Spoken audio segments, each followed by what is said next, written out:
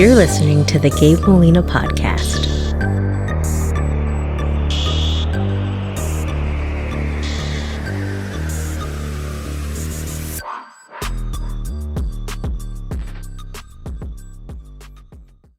Ladies and gentlemen, the Hazy Blues.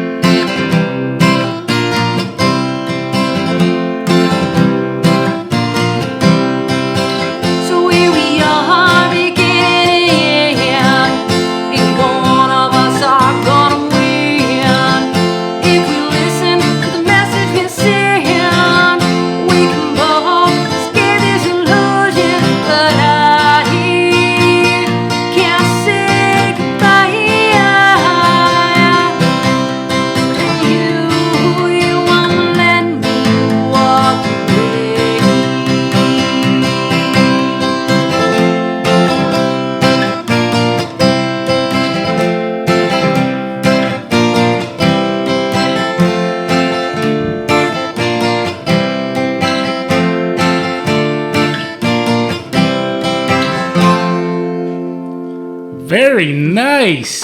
Thank you. Man, I love it.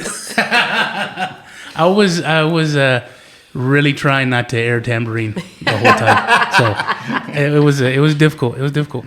So what's that song about? First of all, the Hazy Blues. The Hazy Blues. Introduce yourselves. I am Melissa, lead singer, rhythm guitar player for the Hazy Blues.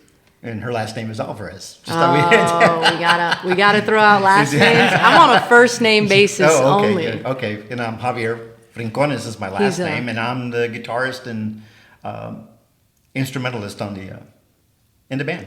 Yeah, tell them all your instruments, Javi. What instruments do you play? I play guitar. I also play the 12-string guitar. I play ukulele. I play the harmonica. I play the melodica. I do some percussion work. I can shake a tambourine too. The infamous foot tambourine. What? The foot tambourine. I didn't bring it with me. I should have brought the foot tambourine. Multitasking, huh? Yeah. So you ever see that guy? Just doing the one-man band. One-man band thing. That's how I feel sometimes. Yeah. That's awesome. Yeah. So what is that song about? Forever to me. A long time ago, songs have been. This album specifically were songs that came from our past that had been written. And this one was just a line. I remember at the time I was a delivery driver, my brother called me and he used to do this all the time. Hey, I got a line. He only gives lines, and then you just write it down real quick and you're like, hopefully something comes of this. So it was the line, this feels like forever to me. And I was like, okay, cool. Do you have anything else? Music? What are we rolling with? And he's like, that's it. Hey, gotta go. That's your job. Hang up. So held on for a while, for a long time. came up with the music, and then one day in the living room, for the longest time I had living rooms with no couches because they were rehearsal spaces. And we were there, and I was like, dude, let's just write a song. I have this line. And through the years, I had just added line after line, and then it just came together, and that was that. That's awesome. No bridge, no turnaround. Yeah. Just a straightforward. Not even much of a chorus, but it's in there. Yeah, but it's in there. No, it's a beautiful song. You sound great.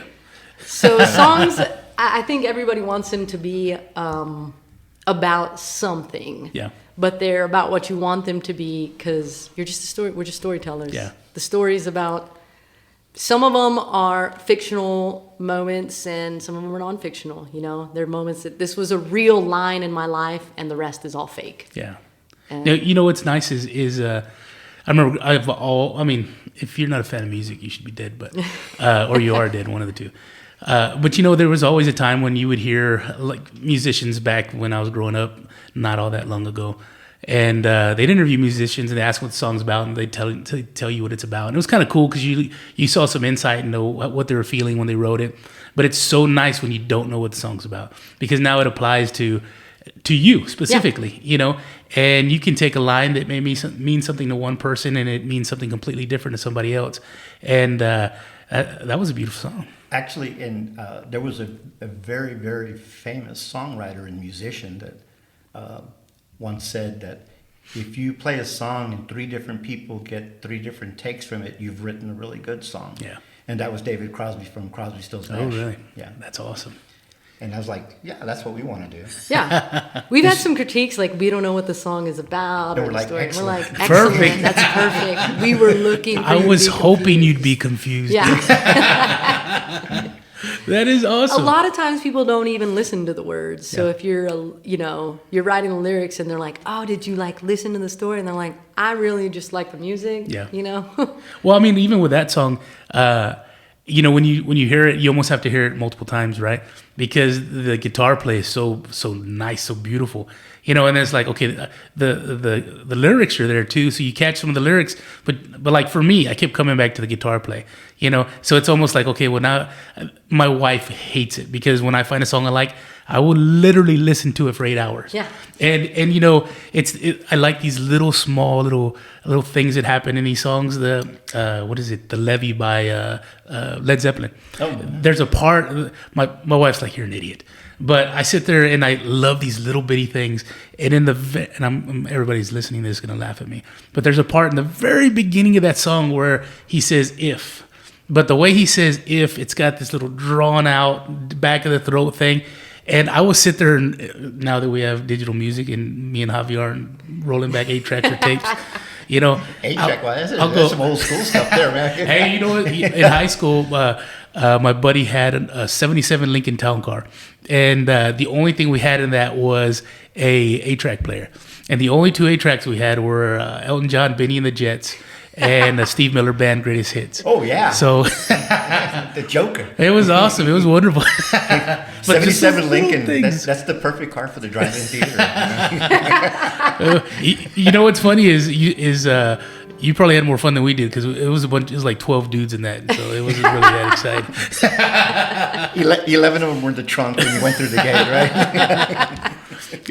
So let me ask you this: with all your history, Javi, playing music, how did you get started? I love to tell the story about, I came from a really big family. There was let me get a little closer to the microphone. Okay. I came from a really big family. There was 8 kids in my family.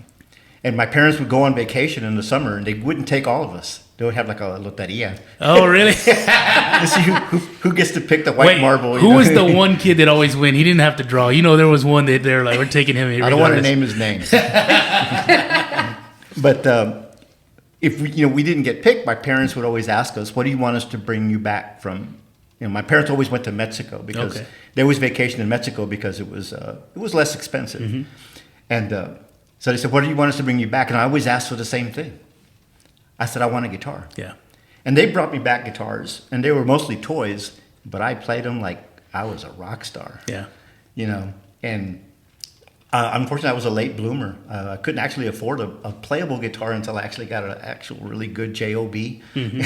it wasn't that great a job, but it was good enough that I could afford an instrument. And I started playing at about 21 years of age. Oh, wow. Yeah, I was kind of a late bloomer, but it's something that I always wanted to do, and I applied myself to it. So here I am. And then the other instruments, how did those fall into play? I think anything, you needed a backup band, and you were the only one. You're the Yeah, I only was one the who only didn't guy get that could do invited it, to yeah. vacation. No, actually, I think I have an affinity for any kind of string instrument. It could be like I said, a guitar, a ukulele. It could be a violin. It could be a cello. It could, a contrabass. If it has strings, I'm really fascinated with it. I have a real interest for it. But I play a little bit of. I play a melodica, which is a keyboard, which is a keyboard thing that you blow into and you play the keys on it. And you'll hear that on the couple of the tracks that we have on this album. Lonely Guitar. I think I did hear that. You were like, what is that? Yeah. You were like, that is a melodica, my friend. It's similar to like when I first heard one of those little radios with the antenna and you move your hand back and forth. What are those called? I forget what those are called. Ferris, I can't remember. We know what you're talking about. Yeah. There's a band I like listening to. They're Tiger Army. They're kind of like a punk band, and their latest album they used one of those a lot. And I remember I was like, "What is that sound?" And I finally ran it down somehow. This was years ago, and I figured out what it was. So I threw it in my Amazon shopping cart, and it never came out of there. I think I deleted it after a while. I ran out of them. But so what do we got next? My journey with music. Well, you did do an interview with my mother. Yes. And so there were moments when she was talking about how she emceed for different musicians and Folk Life Festival and doing these radio interviews. And I was with her for a lot of those. I remember going, with Beto and all these festivals and always being around music.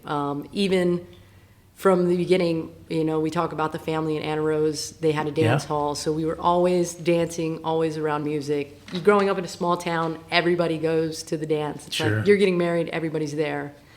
But my brother had got a guitar, played it. Then I just kind of picked it up. But in high school, I only knew like 3 chords. Not that I know more now. Yeah. Well, apparently Javi knows all of them. No, they're the most important chords. So when I moved away when I was 19, you get to be whoever you want. And even as a kid, I always wanted to be in a band. Yeah. I didn't think I could sing. But it didn't matter, right? You can do whatever you want. How many times have you gone and seen a band and you're like, seriously? You know what? I'm going to applaud the courage, the discipline, and the fact that you're just doing this. But you also grew up with Mackie Alvarez. Yeah. So, you were probably being told, man, you can do it. Yes. And whenever I said it at my house, it was like, So I just started. I originally just played songs, cover songs, not a lot of them. But then one day I just wrote a song. And I was like, oh, this is cool. Other people can write songs. I can write songs. It's just fun. Then I was like, let's get brave. I auditioned for a band. I was in Tacoma at the time and auditioned for a Craigslist band. How'd you end up over there? At the time I was married and it was our duty station. So got you. I was up there and I was like, I'm going to audition for this band. It seems fun. Like, I don't know. But I auditioned with the intention that they were going to say no. And that was like kind of what I needed to say, like, go home and keep practicing and keep growing. And then you can audition for other bands when the time is right. Well, so I go in and I play my songs and they're like, yeah, we want you in the band. And I was like, oh, that was not what I anticipated to happen. So that you got the job you weren't expecting. Yeah, I definitely got it. And these guys were my first band. It was an original band. They were great musicians. I mean, the drummer was a piano prodigy. Wow. He played with very famous people, Billy Joel. He toured. He with some big bands like NSYNC. He was the keys for NSYNC. And the guitarist, great bass player, very creative, great songwriter. So it was a cool experience. I was very young and just learning, and I'm still learning. Yeah. But it was super fun. We had a couple gigs that were very small. It was very uncomfortable in the beginning. Well, that's one thing that I've always admired about musicians is because that you always hear them say, I don't care if there's 1,000 people there or there's 3, but they don't want 3. 3's the hardest. It really is. 3's 1 is easy. Yeah. Usually it's your partner. But 3 is You look at him, did you like that song? Very uncomfortable almost, because you're like, wow, you're intentionally listening. We played a couple of quiet gigs, and the bartender and the waiter and the door guy thought we were awesome. Oh, really? That's awesome. We actually paid to play. They were like, well, it's $75 to run the sound. I'm like, it's also a Wednesday night at 10. I don't think anybody's coming. It's like, why don't we just say we played and you give us $75? Yeah. We've played an empty house before. If you remember, we played that distillery down south of here. We'll say what the name of it is, but it was Easter Sunday. Yeah. It was Easter weekend, and it was a Saturday night, and there was nobody in the place, but the bartender and the waitress were like, yes! Yeah. We felt really good. Later, a couple people showed up, and we were done. We were like, let's just play the set over. Nobody was here when we played it. Yeah, we played all the songs we just played again, so nobody would know. Yeah. Well, that's got to be awesome also to kind of, I guess, try out new things. I guess when you have a larger crowd, you stick to what you've got going on and that you do well. And then maybe when there's a smaller crowd, you can kick your leg a little higher or something. Yeah, every show is still new to us, so we're always like, we know these songs, we feel like we've been playing them forever, but we haven't played that many shows when we break it down. But for us, we've played them a million times because we have to rehearse, and so it's a rough battle. But the live shows, something is always, if it were easy, everybody would do it. But I'm like, really? All of these things are happening? It's going to be a great show. I feel like you're getting too much sun, Javi. No, I'm good. I was just going to say, that time we were playing and our fans were there, and then it was terrible because we had to make the announcement that their cars were being towed off. Oh, yeah. We were like, if you didn't read the sign, you should go. And they came back mid-show. Yeah, the half the house left. So how many shows has your mom been to, and how loud does she get? Oh, I think they've been to... Just about every one. It'd be easier for us to tell you how many she hadn't been. I think they've only missed 2. Yeah. I think there was a time we had our first show, and it was at Rebecca Creek, and it's always great because we know it's a big show and we need people to show up. Well, I have a big family, so I'm like, off the top, 20 people are going to be there. Yeah. We try no longer to play places that do not serve beer. Yeah. We need them to serve beer and not just liquor, right? Because if your people drink and you're only drinking liquor, it gets really messy. Yeah, real quick. real quick. All of a sudden, we're not just a band, now we're Uber. Yeah. And so that first show that I played, I can remember it, and she came and gave me my little pep talk, like, when you get up there, you hit him hard and do this and then say these things. And I remember, going back to her. You were thinking, emceeing. That's the same speech you gave Sean Ray Friday. Yeah. Emceeing and stuff. And then Sean Ray comes up and gives me a speech too, So my family's very supportive. They're at the majority of the shows. It gets crazy. It gets loud. It gets crazy, and it's always a good time. That's awesome. We always say we shouldn't ask for a normal cut. We should ask for a cut of the bar. Wow. Because they're usually they're putting their hammer on it. They're putting a hit on it. That's better than what they're getting at the door. Yeah.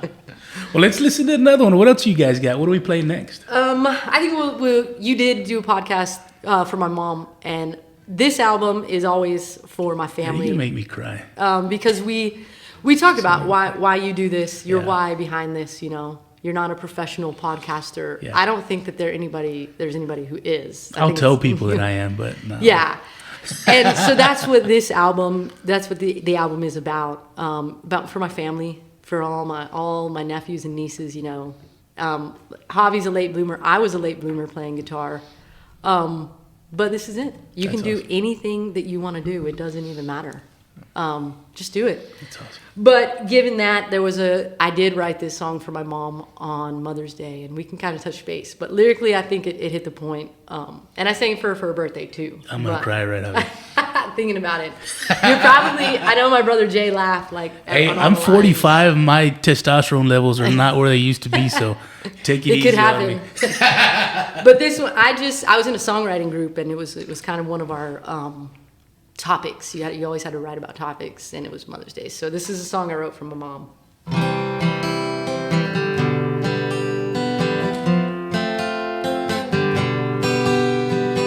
You show us your love by making your favorite things, even if it's a special day. When we talk to you, you always find the words to encourage us in prayer.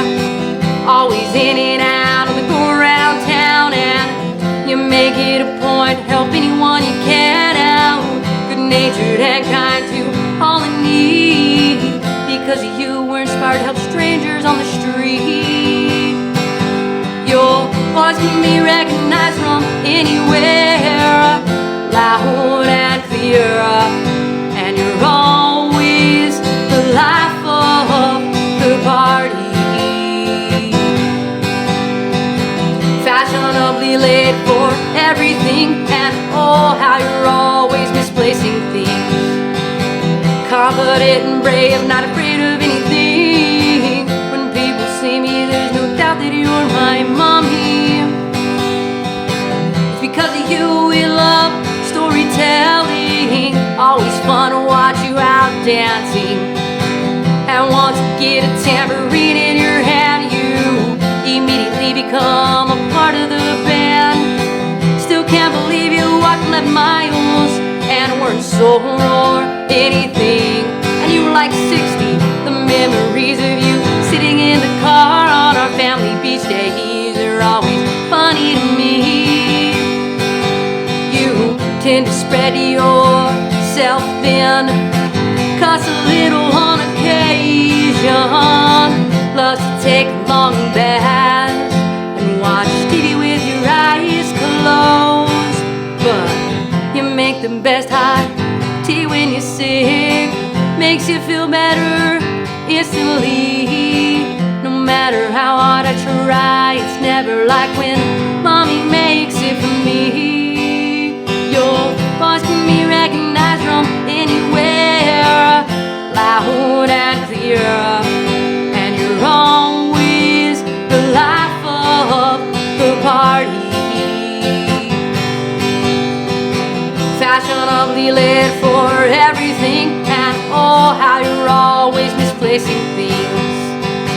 Confident and brave, not afraid of anything. When people see me, there's no doubt that you're my mommy.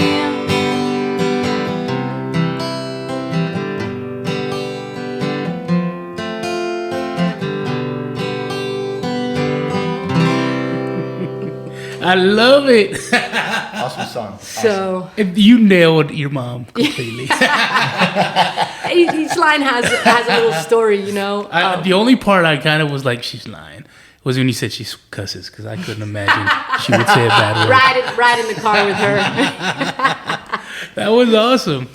Yeah, so I think that was it was a fun challenge being in the songwriting group. You know, I think we entered this like anthem, and it was mainly a project for us. Can you write a song for a furniture store? And we did. We thought it was cool. We thought it was great.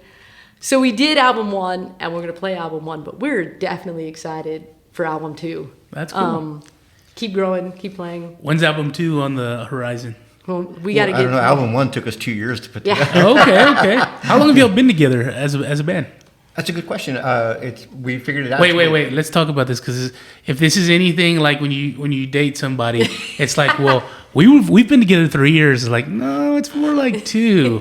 Like, well, the day you said hi to me was the day we started this band, and it's like, no, it wasn't until you said this is the official day. Well, it's something that we get asked all the time. Like, how did y'all meet? And how long y'all been playing together, and stuff like that. And I go over real quick. What happened was, we were both at an open mic, and if your audience doesn't know what an open mic is where you go to this place and they have live music and they open up the stage to people in the audience. Anybody wants to come up, the mic is open. Come on up and play. Well, she was there playing, and I was there playing, and she heard that I was looking for somebody to do some singing because I really didn't want to do the singing. I just wanted to play the guitar, and she wanted somebody to play guitar. So we met, and it's been 5 years now, which is really that's a long time for a band. Yeah, it is. Yeah, we've tolerated each other. He seemed normal. Like, Yeah. I was like, oh, this guy seems like normal. You know, you always First do thing the she asked me, interview. said, "Do you have a job?" Yes. That's a very.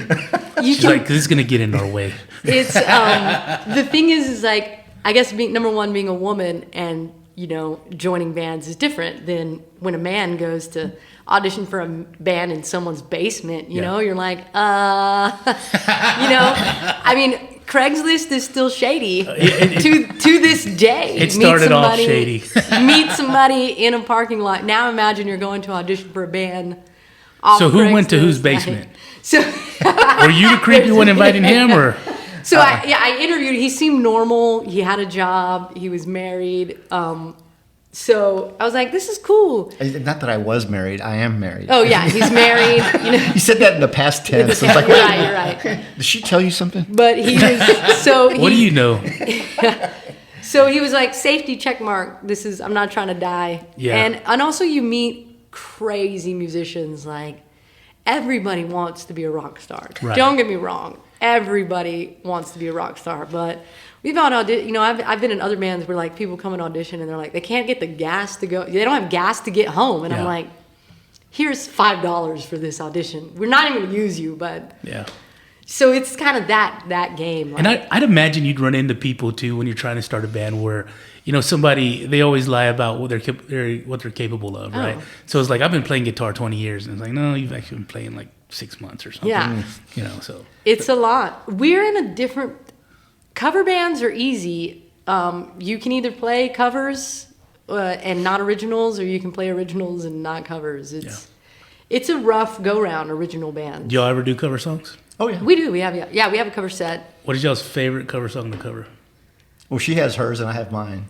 What's yours? I don't even know what mine is. She doesn't even know you, Javi. I know. I like Wait, it that way. what color is ice? Gaga brown. Hey, that's what color mine are. Oh yeah, we got a whole slew of covers that's what we started off doing. Yeah. What's your top cover? I have to say that I really like, because we've had responses to it that were really funny, and it's That Kind of Girl. Oh yeah. That Kind of Girl. Yeah, I could see by, that. Patty Loveless. Yes. Is it Patty Loveless? Yeah. Yeah. I think you're right. Because we were playing a gig. That's a hell of a song. So Yeah, and she does a great job. I was going to say, I could imagine her voice to that song. You got a little touch of Patty Loveless in you. It's not the only Patty Loveless song we do either. Oh, really? We also do... Blame It On Your Heart. Yeah, Blame It On Your Heart, But we were playing a fair down in Beeville, and they had all these guys that were ahead of us that were, up there with their guitars, and they were playing and stuff. And then I think we were like the 8th or 9th act, and we got up there, and we opened up with that song. And you can see it on the video, and the guy that was hosting it, he said, "Did you see what happened?" Because we started playing that song, and she started singing, and all of a sudden, all these guys that were backstage, you see their heads stick out from behind the stage, like, what is that? Because they heard her voice. And they were like, I like to say they heard the guitar, but It was the guitar. It was a guitar. It was a guitar. But I think that's one of my favorites. I'm not sure which of the covers that we do that you really like. They're like, who? Why does he have it? They're like, she sounds exactly like Patty Loveless, but he's got a tambourine on his foot. Actually, I did. Yeah. My favorite cover, probably Dreams. Yeah, we do a medley. It's Dreams and Well, you can't Breakdown. tell him. He's got to come to the show. Is Don't it be Dreams? giving- yeah, you guys- Is it by Fleetwood Mac. Oh, okay, yeah. Yeah. I got you. Yeah, that's probably. I'm a big Fleetwood Mac fan. Yeah. Yeah. And, they've got it was very interesting. I saw a little thing on them and how they used to date each other or whatever, but All of them. Everybody. it's ridiculous. Like the whole band. I was like, oh, wow. Stevie Nicks, don't get me wrong, girlfriend, you sound great. Stevie Nicks has a ridiculous voice. Like, nobody does that. Nobody does that. I saw her in concert. Did you really? Twice. That's awesome. Where'd you see her? Austin in at Austin? the Irwin Center. It was I saw recently? Fleetwood Mac with Mike Campbell, and then I saw just Stevie Nicks, row 11. Oh, Best really? concert of my life. I was like 1 second away from the set list. This guy who probably didn't even know who Stevie Nicks was got the set list, and I was like, just give it to me, dude. I want to punch you in the face and steal it. You said Mike Campbell of Tom Petty? Yeah, 'cause Guitarist you- Mike yeah. Campbell? Wow, awesome. Man, that was 'Cause he's a heartbreaking fantastic when Tom Petty. Yeah, No, nobody's heart was broken more than us. Yeah. I guarantee you, we were both. it was a sad day. You know, when you see something like that, like him and even Prince, Yeah. it's like you guys have done so much and you've come so far, and this happens, you know, and it's just unfortunate, but anyway. Anyway, It happens. I wanted to say I know that song was about your mom. It was beautiful, and I just wanted to say your dad's pretty badass too. Yeah, my dad is awesome. We always talk about the different kinds of music because growing up, my dad always had music on, and we still play songs like, "Oh yeah, I know my dad." I'm hoping they ask me back, but there's a little cover band that wanted me to play a couple songs, and there's a couple that are his. Does Javi know about this? Yes. Okay. Yeah. Her family's kind of made me an honorary stepson. Oh, that's awesome. So that makes her the stepsister that I don't get to choke out. So we'll do a little Linda Ronstadt on this band. That's cool. But my dad, he's definitely all his music, all the songs. Yeah. He was a big part of it too. He still is. When your mom told me, she's like, you need to talk to Melissa. She's in the band, and the first thing that came to my mind was, because I haven't seen you since you were a little baby, but you were a catcher, in Little League, and it was so weird because you would hold the glove upside down or something. I was like, why is she doing that? But anyway, it was me, my brother Vidal, and your dad. Were in the outfield, and it was your dad's wild. You know, I mean, I'm sure he's gotten older, he slowed down a little bit, but he was wild. And so we're in the outfield, and I think you hit I don't know that you hit a home run, but I think you got a base hit. I think you got a double or something. And Jordan starts laying on the horn. And all of a sudden, the second base umpire walks out there and kicks him out. He was like, what are you talking about? It's my daughter. So I was always rowdy. We have rowdy fans. That's for sure. We have a nickname for our fans. What do you call them? We call them Hazy Heads. That's a great name. Yeah, Yeah. Hazy That's a great Heads. That's name. what we call our fans. We have a great marketing tactic for this band. Who came up with that name? Here we go. There we Here we go. go. We just discussed this on the. Did y'all figure it out? You Go ahead, tell the story. You Howard. had to Tell the open story. that box. Can Go we ahead. close it? Tell the story. I'm gonna let you have it. No, I'm not going to take it. No. There's always been Hobby this came up thing with the about band who name. came up with the name for the band. I'm going to say that Melissa came up with the name for the band. I came up with the name for the fans. Javi Okay. thought of the band name. I don't want this to be on an interview. Wait, how are y'all this confused about who came up with the band name? Because he just said you did. Because we can't remember what we had for lunch yesterday. It's always. How did we come up with? I think we were we played a couple shows at the Pharmacy and we couldn't. I was like, we can't just continue to say we're Melissa and Javi. Like, we need a name, dude. Oh, is that where you were coming out as Melissa? Yeah, and so we were. Just, No, it wasn't. It was Javier and Melissa.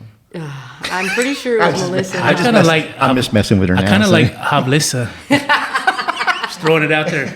So we tossed a few names around, like Above the Blenders, because we played open mics, right? So you're playing this great love song, and then somebody orders a shake, so you're like, you're pouring your heart That's out. got to be and- terrible. Name the band Above the Blenders. Because that's what we were having to do. We were playing Above the Blenders. Oh Lord. But we just threw some stuff around, and Yeah, that there's was a couple the one videos where I'm introducing the band, and you can tell it's like our first.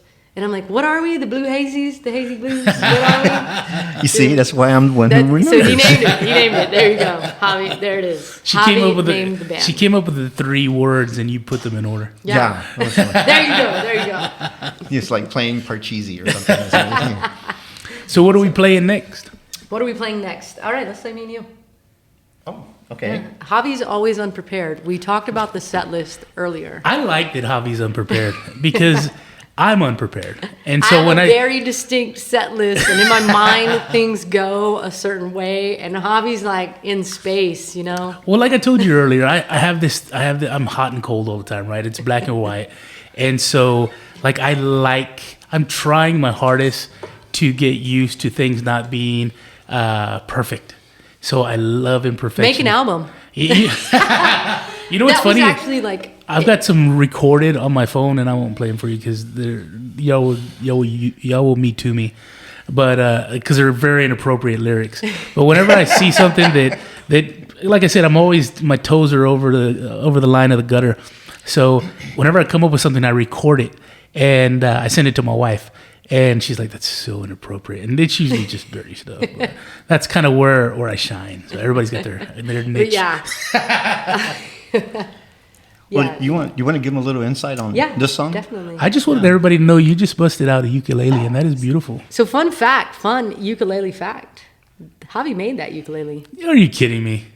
No. He's a jack of all trades, sir. He's also a competitive shooter. What? I love to shoot guns, Javi. Now I'm not a competitive shooter, but I'll ruin somebody's day. So Next time he has a shoot, I'll text you. hey, let me know something. We'll get in the guns here in a minute. But this guitar, so It's a uke. now I'm sorry, ukulele. So did he make it, or did he order it and put it together? I thought they were the same things. What it is, this is a kit.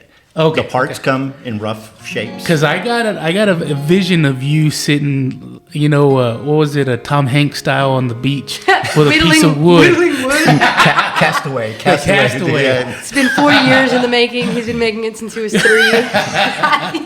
So I was like, if you did your own dental work and made that on the edge of a beach, I wouldn't I'd be making a boat. I wouldn't be making a ukulele if I was on a stranded. it's beautiful. I You don't did a know. great job. I might stay on that island and make a uke, not a boat. Like.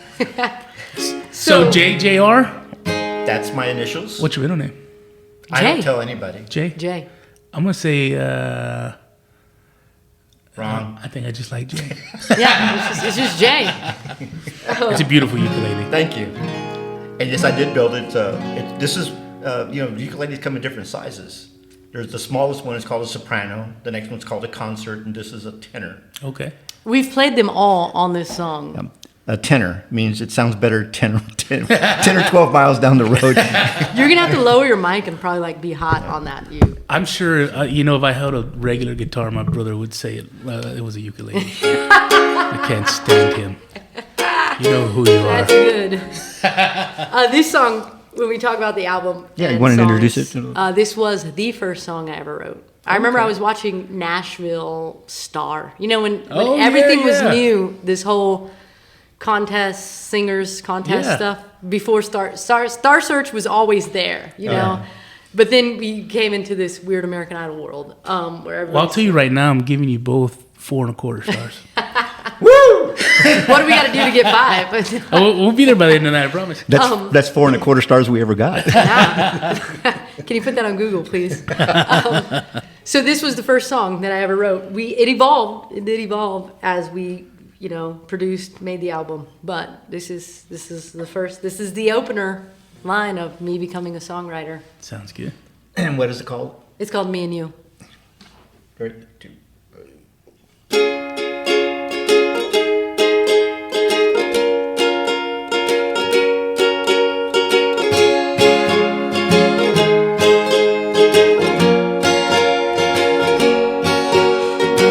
Seems like not too long ago we left the nest, built our own home.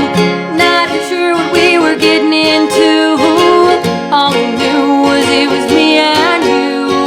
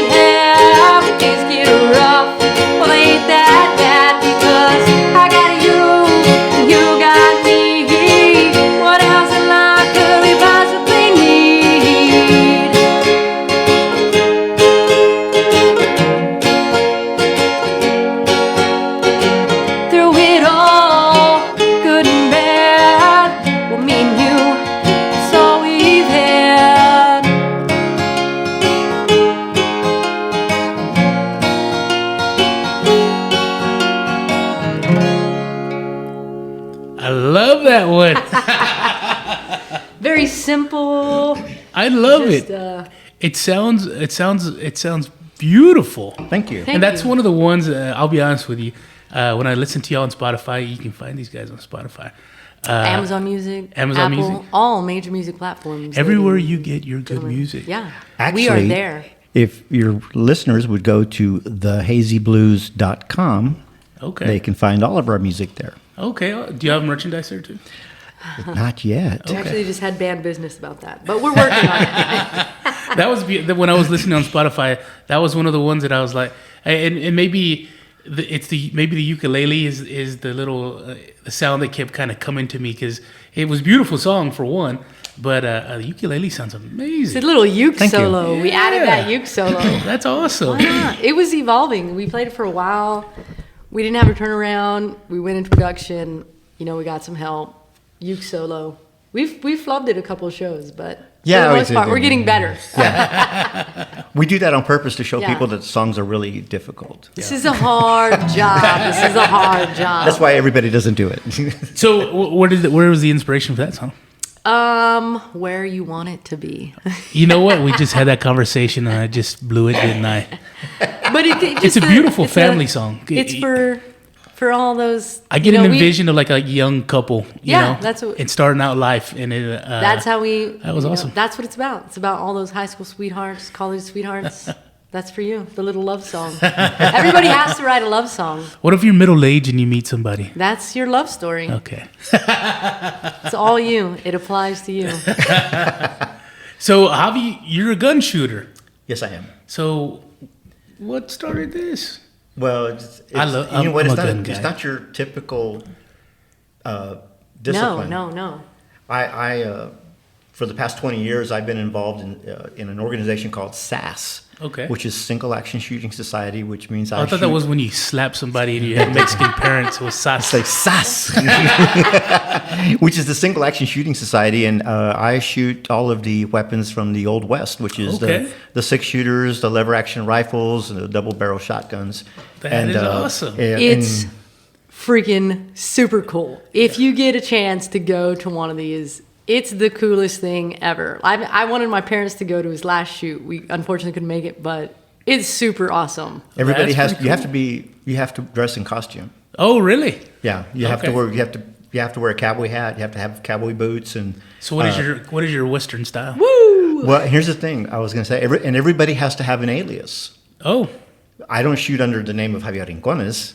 Everybody has an alias. Yeah. All the people that I've been shooting with for 20 years, a lot of them, I don't even know their real names. I'm serious. But some of them are really good at coming up with really good aliases. I'll give you an example. There was this guy. I want to know shoot with- your alias. Oh, we'll get to that in a moment. Because we're going to come up with your alias. Oh, Lord. Yeah, here we go. That's But going to get real uncomfortable. Well, I shoot with people whose names I have a real good friend. His name is Woody Do It. Okay. His wife almost was- made me choke on my his, water. His wife, who was also a shooter, her name was Betty Wood. There's General Nuisance. That's a good one, too. I'm a gut shot. You register your names, and your name is unique to you, and nobody else can have it. you know. Within the SAS organization? Or Yeah. just in, Mhm. okay. Right. No, in the world. Well, I don't know how big this is. SAS is worldwide, Okay, see? Yeah. Around In the world, nobody has that name. So let me ask you this. but only on the western part of this galaxy. Is there like a Western setup or something that you shoot in? Or Absolutely. There's it looks like a western town. I am crazy intrigued Melissa's right been now. there. See Yeah. there. She says, there's facades, and they'll have the county or the sheriff's jail. They'll have the bank.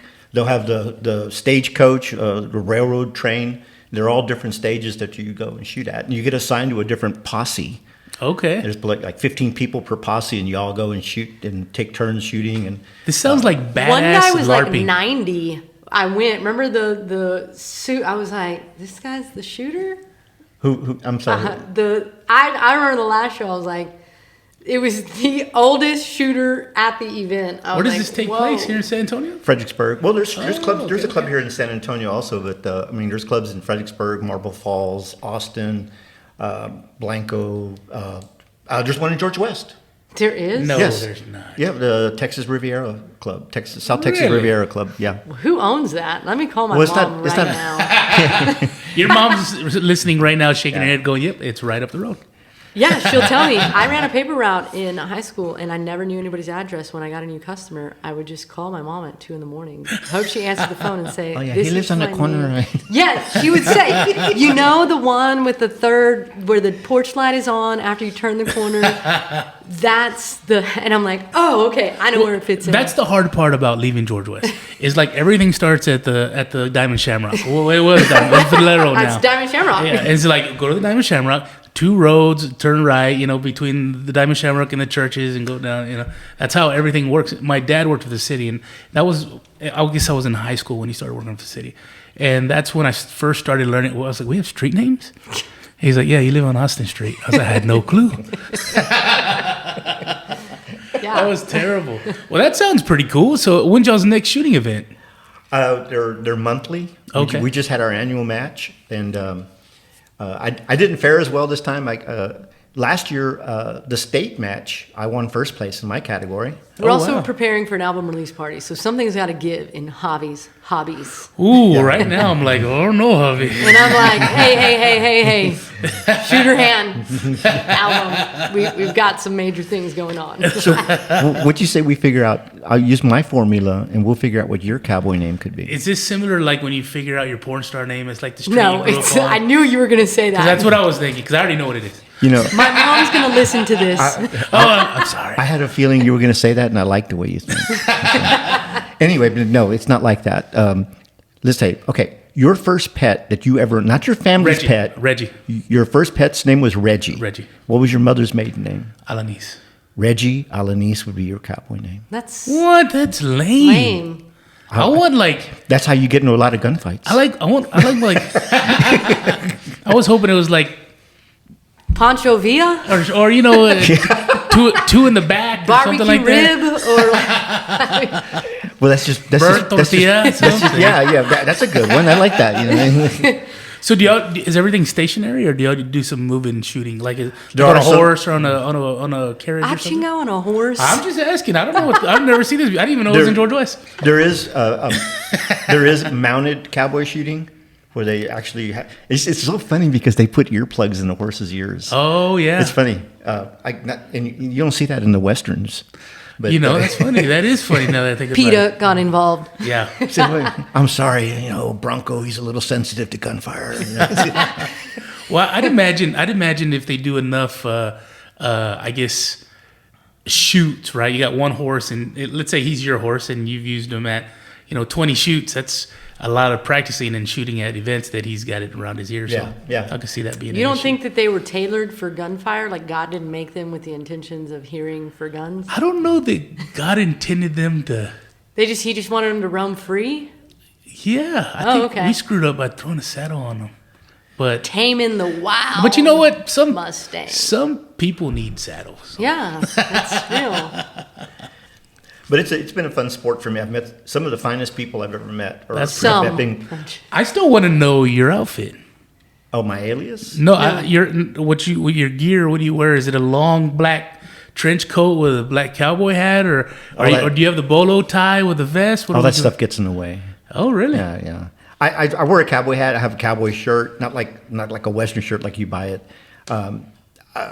I wear suspenders and boots. I mean, he looks like a sometimes. cowboy. He's like Yeah. a cowboy. So then it's And less. some people get really dressed up. Some people wear military uniforms. I have a military, cavalry military type of outfit that I wear. Oh, okay. Yeah, and, but I guess when you're competing like that, you want to still wear the Western gear, but you want to be as streamlined as possible. So it's not getting Practical. away. Yeah, it's still a Practical. It's still a competition. I went the long way around to Yeah. that. Yeah, it's like we have guys that dress like all in black. And It's I also think like- they're the bad guys. 900 degrees out there. So some of those guys, I'm like, God, I'm surprised you haven't passed You don't want out to be wearing yet. chaps out there, because then you'll end up chapped. Yeah. Well, I was gonna say, let me know when the next one is, but now that Melissa said that, let me know in the fall when the next one is. No, I'd love to see it. I think that sounds pretty cool. Yeah.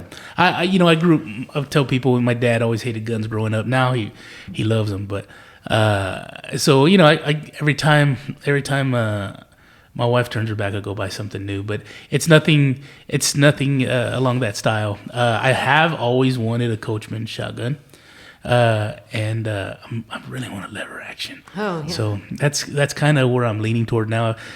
After a while, you go buy the ARs and you buy this and that, and it's kind of like, well, I want something fun now. And Those are all practical. those are all practical guns. Home safety. You know what's funny is like I started off, with Bo. We were like, hey, let's go get 5.56. These are fun. We can shoot pigs. Blah blah blah. And after a while, I was like, okay. And then I was kind of, well, I really probably should have got this gun, this caliber. So then it was kind of like, okay, well, I'm gonna go buy it. And my wife said, how much? I don't know if you are on TikTok, but. Oh yeah. My wife's like, how much did you pay for that? I'm like, they gave it to me. I think I saw a video where, the wife's asking the husband, because he's out in his man cave, and she says, how many beers are you going to drink? And his answer was, all of them. Well, I always tell her, I'm like, if I die, do not sell this for what I told you I paid for it. I'm like, you need to Google the shit because it was really expensive. I said, but I'm not going to tell you what it is. She's all Googling. She's pretty nosy. She said she calls it investigating, but it's more nosy. So, so what do we got next for our next song? What do we got next? Let's play a little lonely. Wait, are we gonna get another ukulele song tonight? Not tonight, No. Okay. Uke is done. Uke is Uke done. is done. I mean, we could write one for you. No. I don't want to. We got a 12-string. I'd hate to feel special. So. Oh, that's beautiful too. What's with the lights on the inside? It's all the tuner. Oh, okay. Nice. It's getting dark outside. Of course I'm going to have lights in it. The inside of his guitar looks like a spaceship. Yeah. That's how you have dead batteries. This is actually a hobby song. Okay. I wrote this one. Are you singing it? I sing a little backup in it. Okay. A little backup. And what is this one called? It's called Lonely Guitar. Oh, nice. And it's one of those songs that came from a title. Like, Forever to me came from a phrase or a title. Everybody has different songwriting methods. Some Okay. people come up with titles first and then do lyrics. And some Okay. people are, some people come up with a guitar riff and they'll put. Speaking of guns, I have gone to go buy ammo and then said, see, I have this ammo. I need to go buy this gun. So that's exactly what you did. Along the same line. A little bit of a reach. What is it they said in The Mandalorian? This is the way. This is the way. Yeah. Anyway, Lonely Guitar came from a phrase. I was playing in another band, and I called up a bandmate and I said, "Hey, we haven't gotten together in so long. When are we going to play again?" And she's like, "Oh, what's the matter? Is your guitar lonely?" Nice. And I was like, that's a good title for a song. So this is what we came up with. How safe is it to be telling these stories? Because something tells me people are going to start hitting you guys up for royalties. It's a fine line. Everything's copyrighted. Thank you. Everything's copyrighted and everything. Anyway, this is called Lonely Guitar.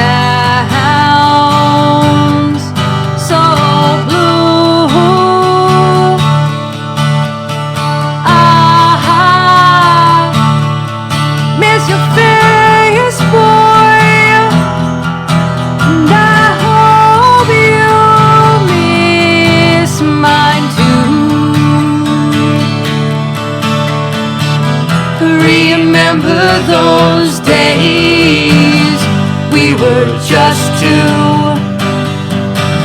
You said you loved me as I loved you too. I wish you were here by me now, so this guitar wouldn't sound so blue. I still love you, and I hope you love me too. Every time I play, I think of you.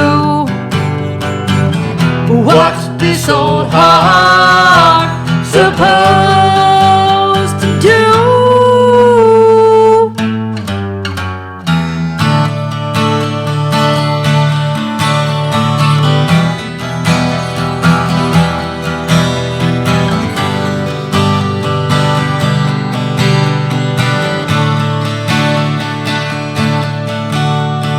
This guitar, it sounds so lonely, and I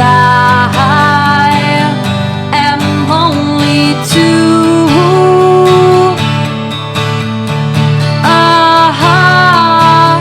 need you here with me now. Please don't leave me feeling blue. Remember those days we were just two. You said you loved me as I loved you too.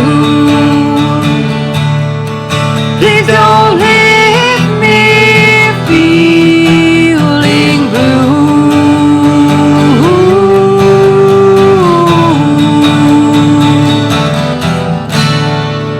Beautiful.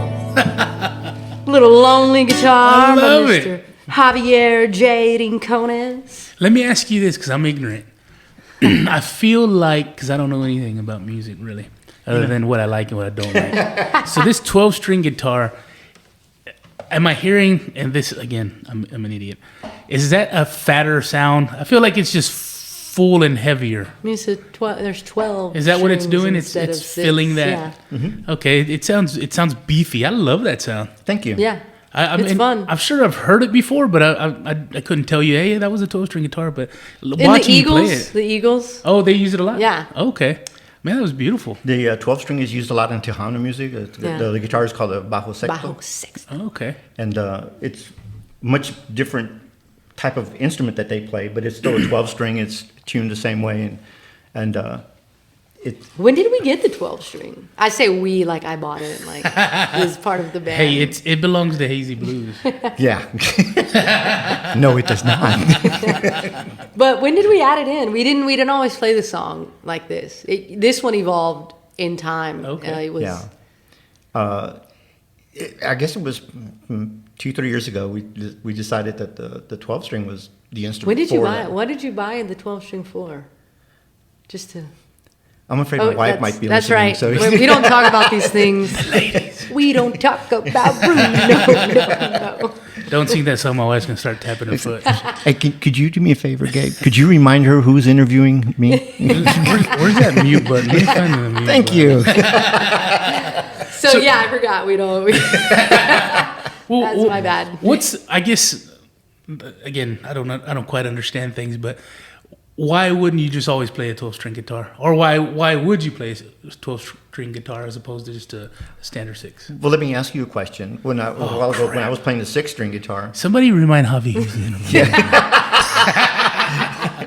I mean, could you hear the difference between these two instruments? Like I said, this one felt more full, I Right. guess. And That would be like asking me, why aren't you playing the 12-string for me and you on the like what I was doing on the ukulele? It wouldn't be the same, would it? yeah, Yeah. you're right. It's just certain sounds that we look for in Some our of them music. they work, and some of them They don't. not, yeah. Sometimes we try it. Sometimes it's like we're in a rehearsal yeah. and we're like, play the 12 string, and then you play it and you're like, oh, that's cool, and then you play it again, and you're like, I lied. The first time was a drum. You know, Go get the She ukulele. lies a lot. Yeah. Whenever he goes to get a different guitar, is it funny when he's got a tambourine strapped to his foot? Does it sound like he's got spurs on? It's like, But even the strum patterns we use, they've evolved in the songs. They're not all the same. We went to a producer. Well, maybe do this or do that to change things up. Is there somebody y'all use regularly, or y'all kind of? To produce this, we used Jacob M Productions. Okay. He's out of he's originally from Three Rivers. Okay. And so he's in San Antonio now. I had no idea who he was until we went to a show, and somebody's like, he makes music, and listen to this, and I was like, let's do it. That's cool. yeah, we met him at what's the name of that theater? In, Oh, the Dobie West. We played Oh, a little yeah, Dobie yeah. West we met him show. we were playing a show there, and he was in another band on the same bill with us, and that's how we met him. And he said, hey, he was a producer, he had a studio and stuff like. Well, we're looking for somebody. Yeah. And it's turned out to be a pretty good match. We've used other people before. It's music and playing music with people is hard. It's not to be done with everybody. Yeah. Well, I'd imagine similar to like swapping instruments, right? So I'd imagine when you're looking for a sound and you work with a certain producer, everybody's got they've got their own ear, right? Yeah. So it's almost like they're an instrument, right? So they're hearing something and they're tweaking something, and if you don't have the right fit for what you're trying to accomplish, you got to go to a completely different person. It's cost lots of money to do bet it does. But it's that's like the thing, finding a fit. And then it's also for us. This is album 1. Yeah. I had recorded a little bit with other bands, and I was in original bands, so I had some experience with that. But it's different. It's and then we grow, in our guitar playing vocally. I felt like this album was very comfortable vocally for me, staying in that safe space. So next album is going to be definitely, knocking down some doors, getting to the next level. Let me ask you this, because you put so much of yourself into your music, right? When you're creating it, and I am not a painter, but I like to paint from time to time. But there's every now and then where I take a painting and just throw it out the front door. Do you ever come across that, or when do you know, hey, this isn't really working? Or how do you know, hey, we need to not give up on this song, or hey, this was a bad idea? Is it collectively, or do you? Yeah. Yeah, I mean, For a long time, I wanted to give up on Forever. It was just not vibing well. For the longest time we played it, and I remember going through it and saying, like, dude, it's like this song needs something, and what are we... it needed me. I can see that. But we switched the guitar playing. We switched the... we used to play it with a uke. Yeah, we actually, originally I was playing it on the ukulele, and then it was like, it's really too thin. It sounded too thin for us, and then we went both 6 strings, and then we tried.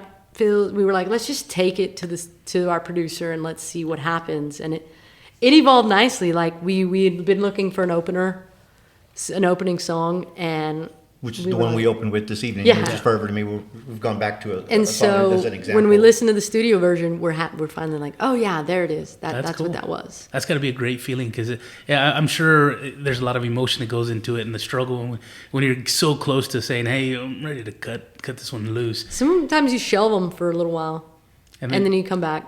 I guess at the same time you also you're evolving, right? Your voice is evolving. Yeah. The playing's evolving, and it's almost like the concept of the song. It maybe things that you're doing differently as you're maturing in your music. All of a sudden they come together, and it's like, oh, Yeah, that's now exactly, they can hang out. Yeah, that's exactly it. Like we've That's grown. cool. That's a hard process. Because we were in the safe zone for a long time. Yeah. We're just now coming out of that safe zone of like, what are we capable of? Javi, I'm like, Javi, just play some lead. He's like, but I'm not a lead player. And I'm like, we don't have another lead player, dude. It's you. Now I got to. Yeah. So now he man. has to, and he's like, but that's a minor pentatonic. And I'm like, listen, I'm rhythm. So whatever pentatonic you're playing in, Doesn't affect me. You see, I'm an idiot. So when you said gin and tonic, I thought gin and tonic. I was like, oh, see, alcohol helps. You see, she was thinking band. She was thinking boy band, pentatonic, But no, what she's talking about is the music theory. Not that I'm all seeing and all knowing about music theory. I have a little bit of music theory, and that's where that's how we, I guess. That's where producer came in. And that's how it helps with putting the song together, having a little bit of music theory. Because, when you play a chord, if you play a C chord, there's only so many places you can't go from a C and play an A or A minor, or no? Like, you can't play like an E because it doesn't go with it. You have to. I was just fixing to say that was beautiful. There's a pattern. It's called the circle of fifths, and that's a whole other thing we don't need to talk about. But anyway, math sucks. So us growing, we grow with the songs. They started out different. They ended here, but we talked about how you want everything to be perfect and you're black and white. And I went to a music conference. San Antonio had this San Antonio Music Biz Day, and I just went to be like, this music business and music are not the same things, just so everybody's aware. Yeah. Making music and the business behind marketing, producing, that whole ordeal, they're two different beasts, and they're not the same. And Javi loves to make music. Yeah. Javi hates music business. Yeah. And we have to have we have to have a band meeting. What's our budget? Boo. How are we? Yeah, and this is and that's exactly, and so it's a hard hat to wear because there's only two of us, right? So you talk about things like merch. A great example is our logo. Yeah. We paid somebody to make I was going to say that's pretty cool. I was wondering who came It's all original. Rocky was born a long time ago. Yeah, he has a name. Yeah. Okay. He's Rocky, Rollin', rock and rollin'. Rock gotcha. And Rollin'. That's his name. So we call him Rocky. Okay. And he's our guy. He's our mascot. And he'll evolve with us. And there's a whole plan that we want, but we need lots of money. Yeah. Rocky's the only person that's been to more shows of our shows than your mother. Yeah. Barely. Yeah, it's running toe to toe right now. It's funny. I did a podcast a while back with Chuck Whittier. Yeah.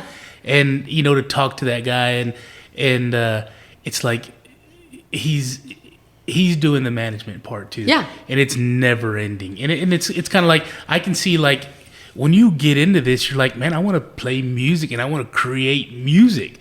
And then you go, okay, well, there's a step process, there's right? a step process. Hey, I want to write a song. Yeah. Okay. Well, let's come up with the music. Okay. When do you want to meet? Yeah. You forget all the little details. Like, I want to write a song. Okay. We wrote a song, and it was like we wrote that anthem song.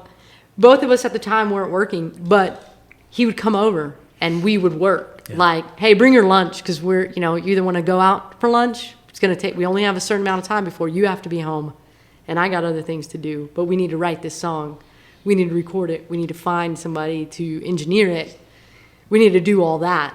And so, all that even takes money, and it's like, I can see how you can't, like when I talk to him, you can't be semi-passionate about it. It's got to be something that's a part of you because there's a lot of moving parts that aren't just writing music and writing music and playing music is actually like the easy fun part. It's the moving parts of getting there. If we just showed up and you were like, hey, you have a songwriting session, be at this studio, producer's there, we got a drummer, bass, let's roll and we'll write a song. That would be great, but it's us who does that. Hey, number one, what day can you make it in? Number two, do you have good ideas? What are they? Let's pre-talk about them so we're not wasting that time on, our money time with the producer. Yeah. We have very active lives outside of music. Half of our battle is like, are you available this weekend? Yeah. Well, even scheduling this, there's a lot of moving parts. Are you working? Are you off?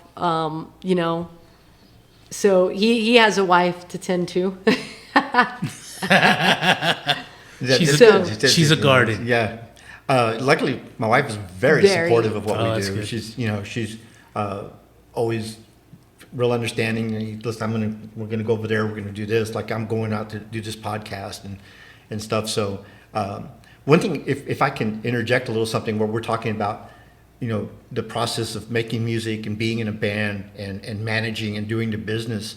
One of the things that always kind of rubbed me a little wrong is that how people, are like, yeah, we can pay you, we'll pay you this much. I'm like, this is a craft that we work really hard at, and people don't want to pay for it, and that kind of, it's a little upsetting, but it is what it is, because people just don't have a whole lot of knowledge as to how much work goes into did you think I just picked this up this morning and started playing it? Now it's a craft that we work at. I mean, writing music takes work.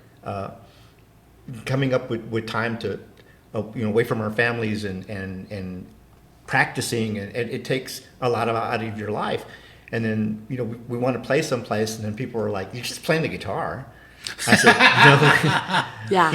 You need another guitar that's for hitting people. Yeah. A no string. A banjo would be better than a banjo. I don't play the banjo, but that's one of the string instruments I don't play. Not yet. Not yet. Yeah, that's actually a thing. But it's just the one thing, and I feel for a lot of other musicians, because we have a lot of friends that their living is their music. Yeah. And we both have jobs, but we do this on the side as much as we can because it's a passion of ours. We both have a love for music, and that's one of the things I really appreciate about Melissa, is that I learned through the years that her taste in music is very eclectic, and it came from her father and her mother and her family. I mean, she knows songs that I would, if I mentioned a song and she goes, "Yeah, that's great," and I'm like, "Wow, that's a pretty old song." Yeah. But she knows these things, and that's, I think that's part of the chemistry that we have working together, making music. Somebody once told me, he said, making music with somebody, it's a personal thing. I said, yeah, it is, but we're friends. Yeah, we're good friends.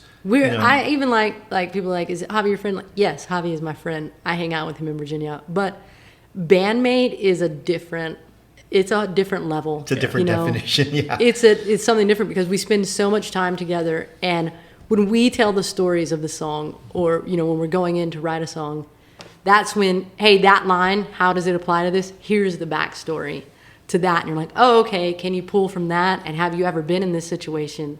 And what are your thoughts? Yeah. And roll. So we spend a lot of time together, and sometimes it's just like, play some stuff, dude. Like, what? And we got to think of the songs, and sometimes it's one song over and over, and I'm like, look, I'm tired, I'm hungry, let's start tomorrow. Yeah. But in the beginning, we must have spent.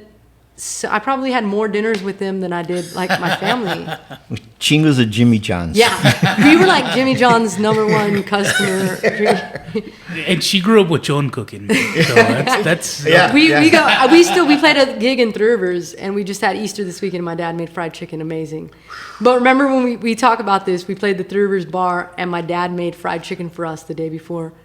To this day, I mean, the best chicken I have ever had in my life. Oh, he's amazing. Like, I think it's still. I'm like, dang. Remember we talked about that? Hey, remember when we played in Three Rivers? Yeah, and your dad made that chicken. We stopped on the way home from McDonald's. I was like, we should have gone to my parents' house and got some more chicken. It's funny. That's one of the few times when I didn't mind playing for food. Yeah. It's funny. For food. Yeah. My wife, when we first got together, I invited her to George West. It was my nephew Jared's 4th birthday, and we went to the park. Your dad was there with Vidal, and good old Vidal. Oh, good old Vidal. Spent a lot of time. Well, she was like, what are they making? The chili dogs? And I was like, no, John's here. They're making chicken fried steak. Yeah. And it was amazing. He was 4, ladies and gentlemen. 4. What do you have for your 4-year-old's birthday party? John's chicken fried steak. It wasn't just chicken, it was John's chicken That's fried right. steak. Yeah. They used to do, your dad and Vidal used to do the cabrito cook-off. And actually, it was like the cabrito drink-off for those two. But I remember him calling. Vidal calls and says, hey, bring an 18-pack of Bud Light. And I was like, man, 18-pack? All right. I show up, and there was like 6 18-packs empty. And I was like, what have y'all been doing? He's like, just been cooking and drinking all night. And Sean made these biscuits and like some... Oh, he loves to make... Carne guisada in the Dutch oven. Oh, my God. That is like one of his favorite things to do. He still talks about, and I love to make the biscuits outside. Like, I'm like, oh, okay.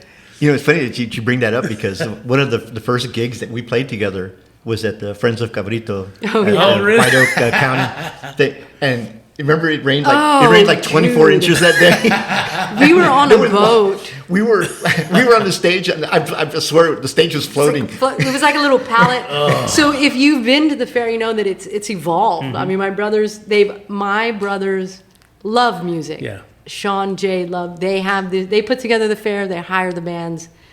It is their thing. They love it. That's cool. It's one of the reasons that I continue to play music. They love music so much. And I have this great picture. I was injured for a little while when I first moved here, and I couldn't play because I had hurt my ab muscles. So I couldn't sing because it comes from your core. Yeah. I finally got better. In my first show, before I even met Javi, I got to play a show with my brother Jay, and you can see Lola in the back sitting on the ice chest, and we were on and off.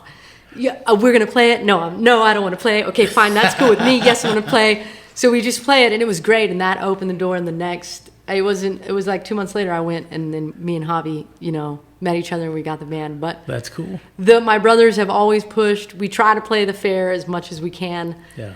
But we've played some fairs where I'm like, I don't know if we're meant to play the fair. One time we played on a trailer with a hole. I was like, Javi, this is a liability issue. You might fall through the hole. There's a hole in the floor here. I think I lost my pedal.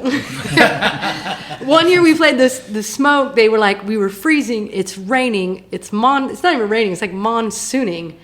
And they bring the fire into the tent. They had a fire pit. They brought it into the tent, and we're like, Hey, they're just trying to keep you dry and warm. yeah. So they are always great. That stage there is always evolving. They have some great musicians. Sometimes it's hit or miss. I love the after the fair talk about putting the fair together and how like so and so hired this band and they weren't even. The videos were better, and I'm like, oh man, somebody's getting fired next year. I'm hiring the band. But they have a fun dynamic, my brothers, when it comes to live music. My brother Jay is actually a really good musician. Well, I was watching a YouTube video of y'all playing, and he was playing the drums. Yeah. And that was his first time ever playing the drums. Was it really? Live. Like, he might have practiced with us once, and he played the drum. He came and played the drums that night. I'll be honest with you. It was that video where I said, I'm taking my tambourine. My tambourine. And then I forgot it. the tambourine, the missing tambourine. I'll be playing the empty water bottle here in a minute. So what do we got next, guys? What do we got next? What's after Lonely? So Far Gone. Hey, that is a sweet guitar strap. Oh, thank you. Fun fact.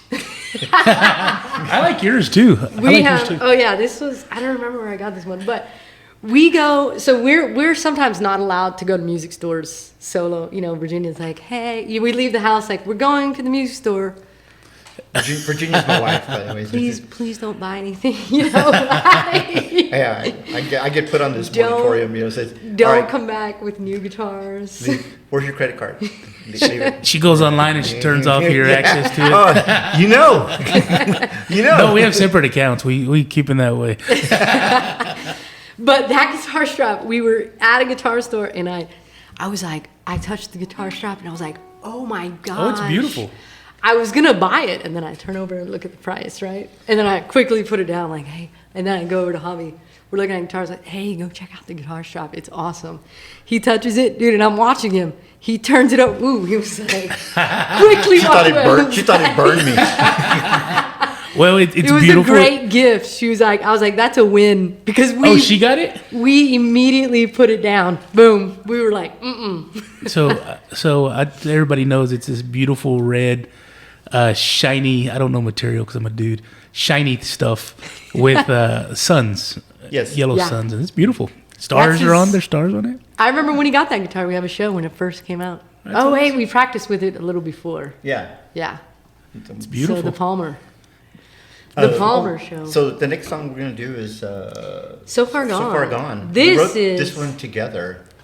We talked about, we went through some injuries together. So we wrote this one on some pain pills. We were bored. I think we couldn't be alone. For a little while, I had an injury. I couldn't drive. Yeah. So he'd come pick me up, and then he had... Your left arm didn't work, and his right one didn't work. Yeah, it was my left arm and his hip. It was kind of like that, yeah. So you should have seen us like making a sandwich that day. It's kind of like, hey, well, I'll hand you the stuff with one arm. Boom, boom. And so this was kind of that. This song we wrote together. And what is it called again? So Far Gone. So Far Gone. Really? Wait. All right, you got it. I was just checking. Sometimes we play. Sometimes we forget we wrote these songs and forget how they go. 1, 2, 3, 4.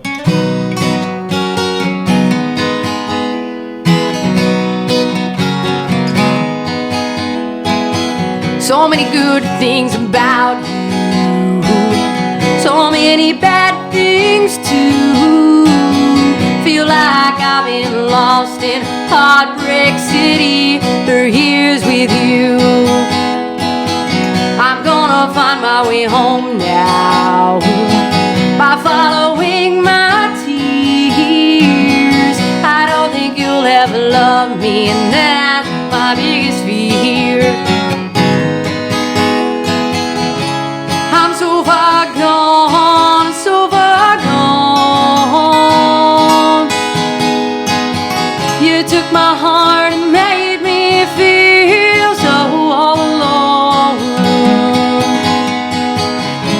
I'm so far gone, so far gone. But I'm never gonna let you turn my heart into stone.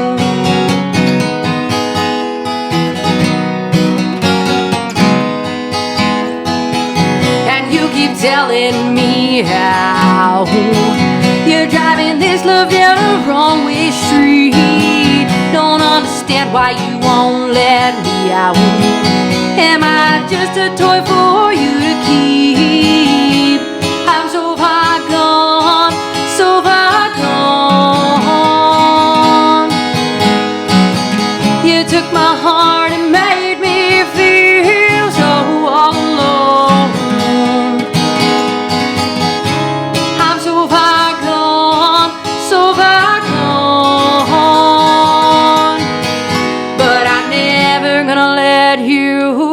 Turn my heart into stone. Turn my heart into stone. I'm not gonna be a loveless soul. I'm not gonna let you make me feel so cold. I'd rather be alone. I'd rather be alone. I'm so far gone, so far gone. You took my heart and made me feel so all alone. I'm so far gone, so far gone. But I'm never gonna let you turn my heart into stone. Turn my heart into stone. I'd rather be alone. I'd rather be alone.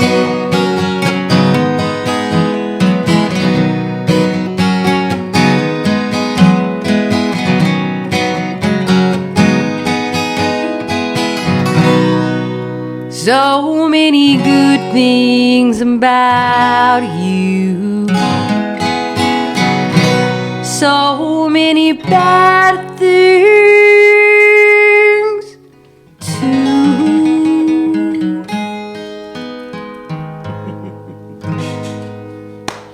We forgot the shaker. Oh, yeah, we forgot the shaker. I would kill for a foot tambourine right now. You know what's funny is that's another one that I really liked when I was listening the other day. I liked them all. There was a couple that I was like, man, I really like that one.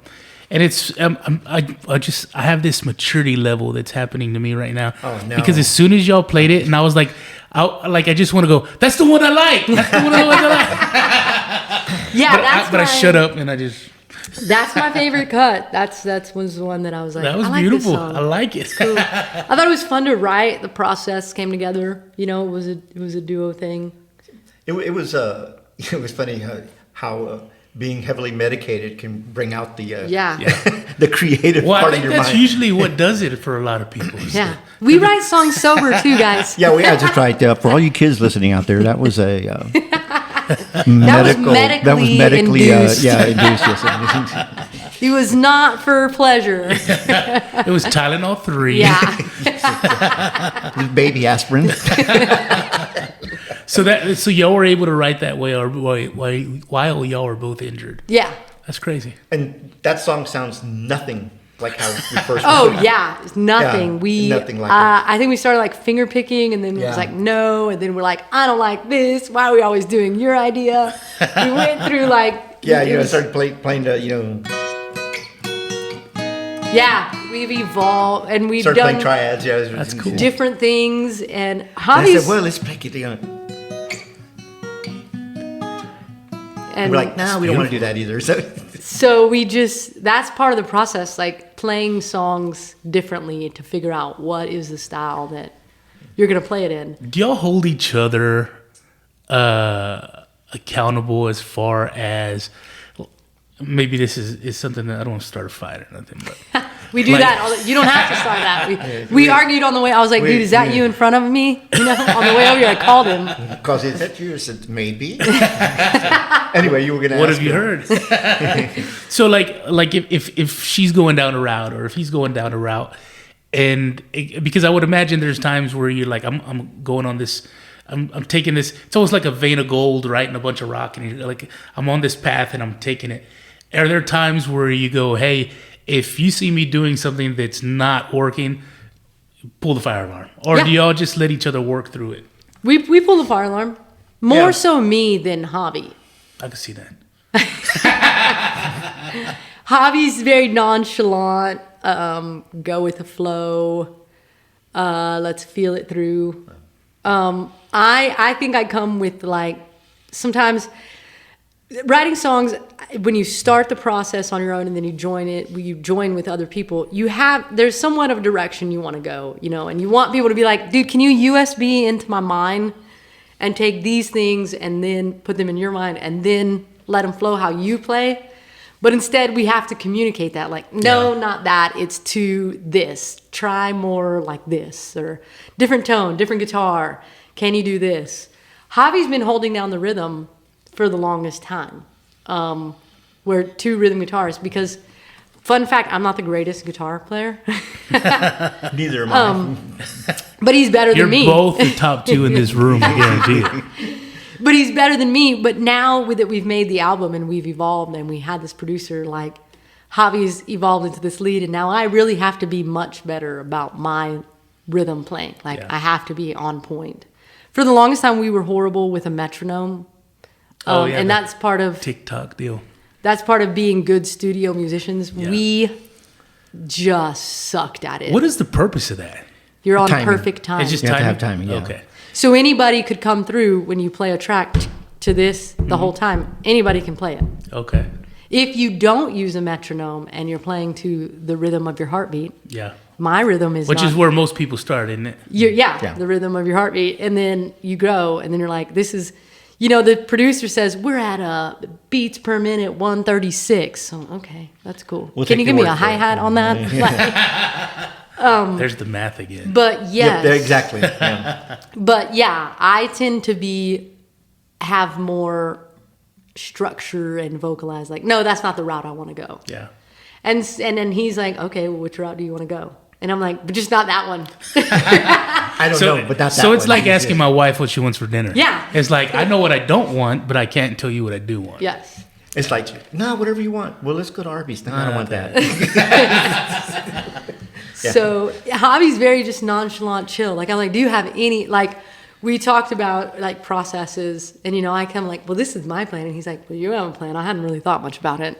I said, you're so organized. Well, that's got to be a good fit for the two of y'all, because I'd imagine if y'all are both extremely similar in the way y'all do things and processes wise, I could see there being some grinding the gears, or maybe just really going off in a tangent at a faster rate than you might want to. Yeah. But to be able to have somebody to to let you go, you know what? I'm going to let her go out as far as she can until she realizes she needs to come back this way a little bit, and then I'll put some input in. That's got to be helpful. Yeah, we got to go through a lot of don'ts. I don't like that. And then I'm like, that's it. That's the thing, you know. And sometimes he has to take it home and process. And now we rehearse in a studio, which I think is going to change our dynamic. How so? Number one, time is money. Oh, yes.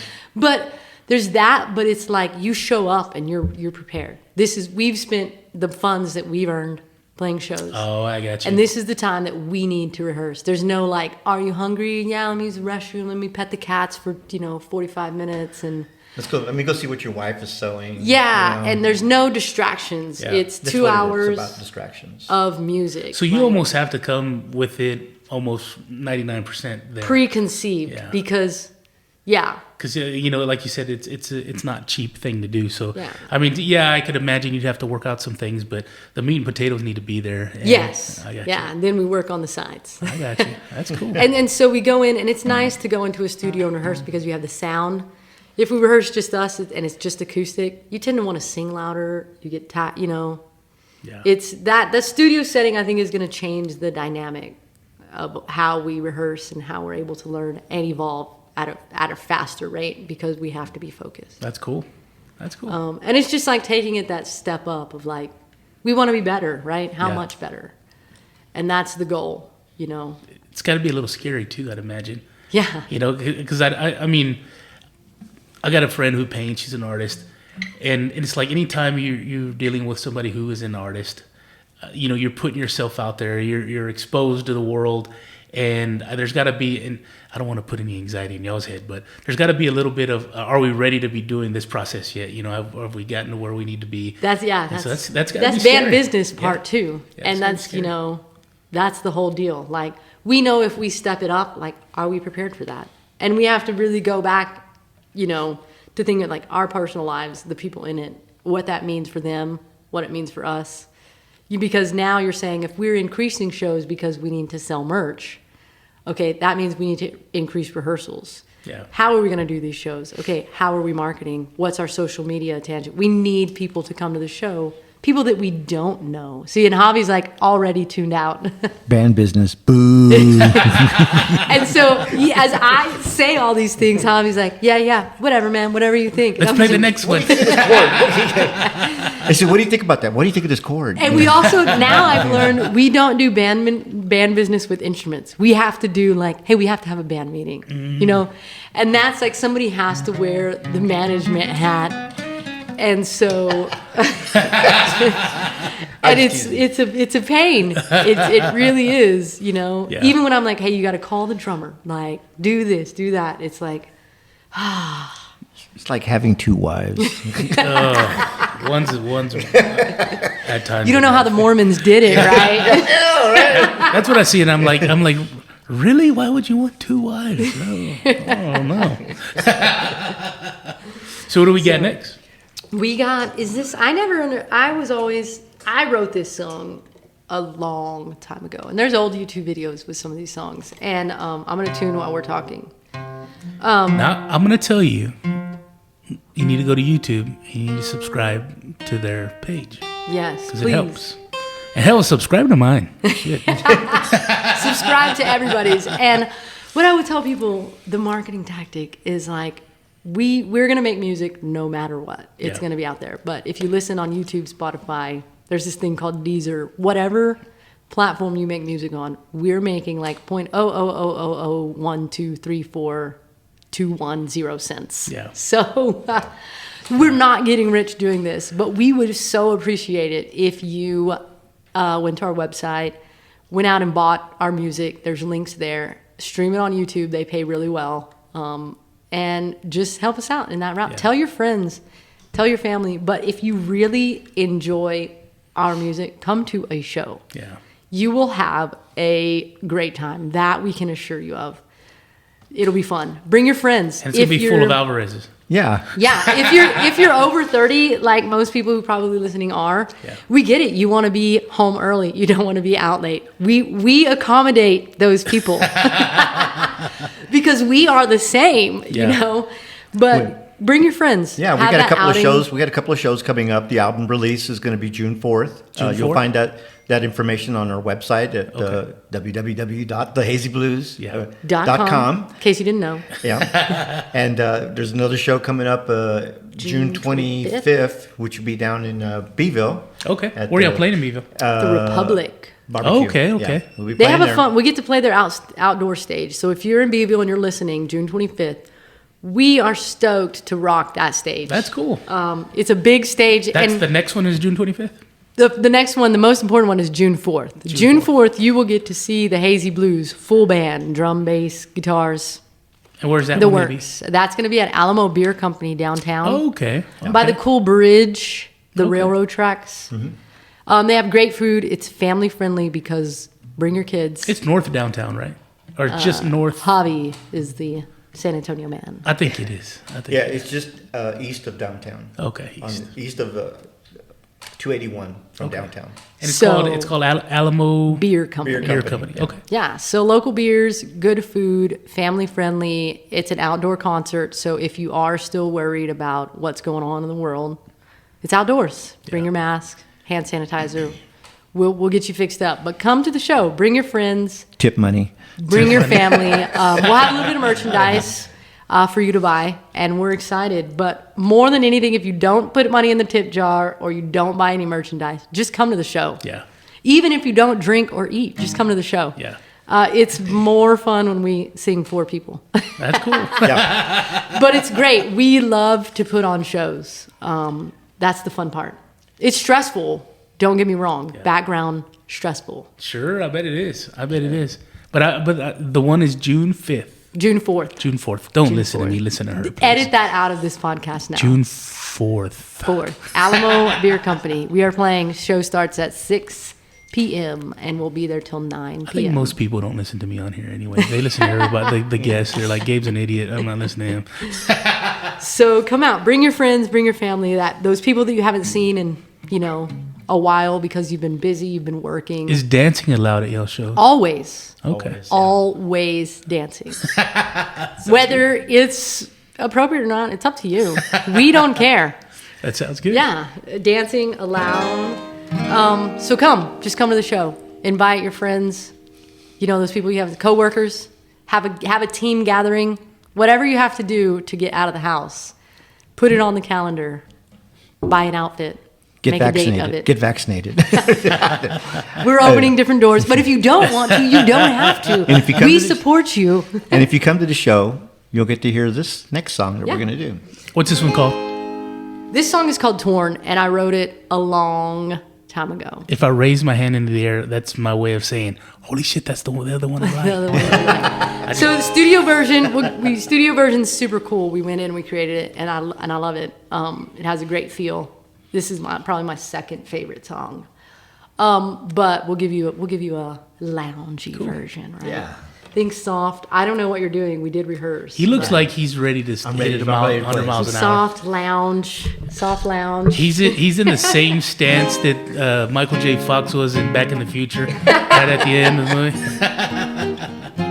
All right, am I in the right key?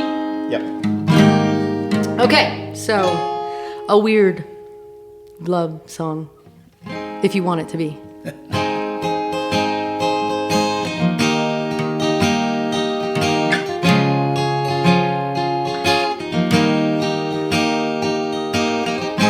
There's something that you need to know. Hear me out, and then I'll go. And I don't know how this will sound to you, but I'm hoping you already had a clue.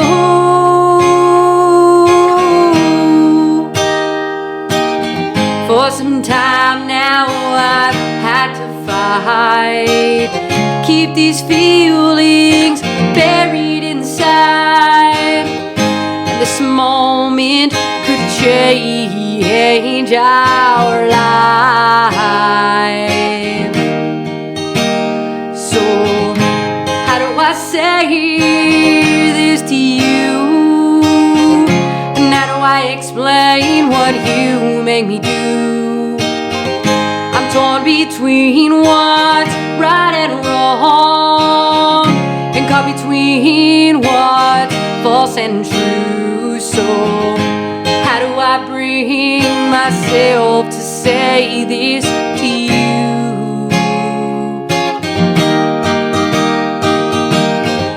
And I did my best to keep this disguise, 'cause we know the time isn't right. But every moment you look in my eyes, my heart tells me otherwise. So how do I say this to you? And how do I explain what you make me do? I'm torn between what's right and wrong, and caught between what's false and true. So how do I bring myself to say this to you?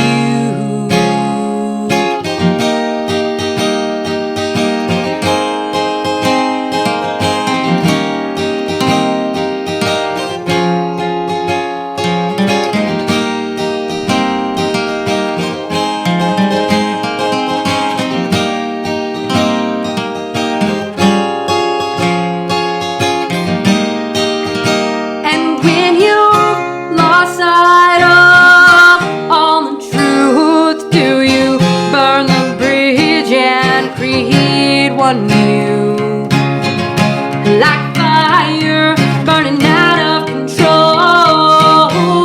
You don't know where this will go.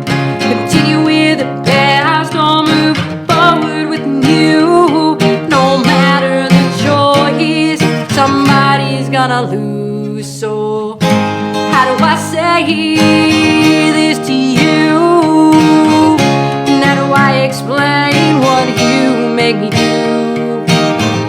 I'm torn between what's right and wrong, and caught between what's false and true. So how do I bring myself to say this to you?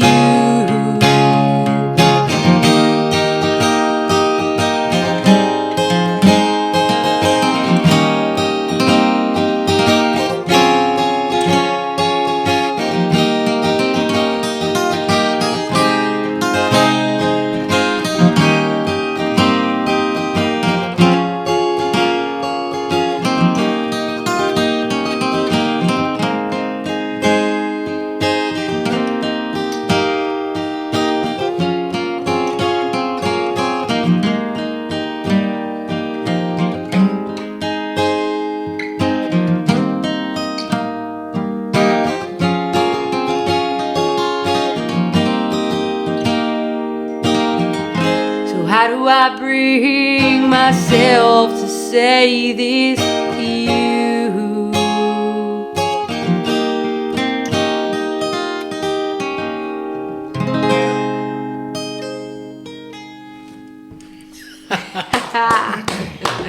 You guys are the shit. Thank you, thank you. You might be the only one who thinks that. No, we'll take no. it. We'll take it. We will take it. Yeah, that one's relatively new. It's still coming together. It's so fun to play with a full band when we work it on out. fun. I think that's like the third time we've played it live. Oh, really? Yeah, I think so. Beautiful. Yeah. Oh, thanks. So who's the other parts of the band when y'all play in a full band? We got a bass player. His name is Brian. He's Okay. great, fun. Drummer, we will tell you next podcast.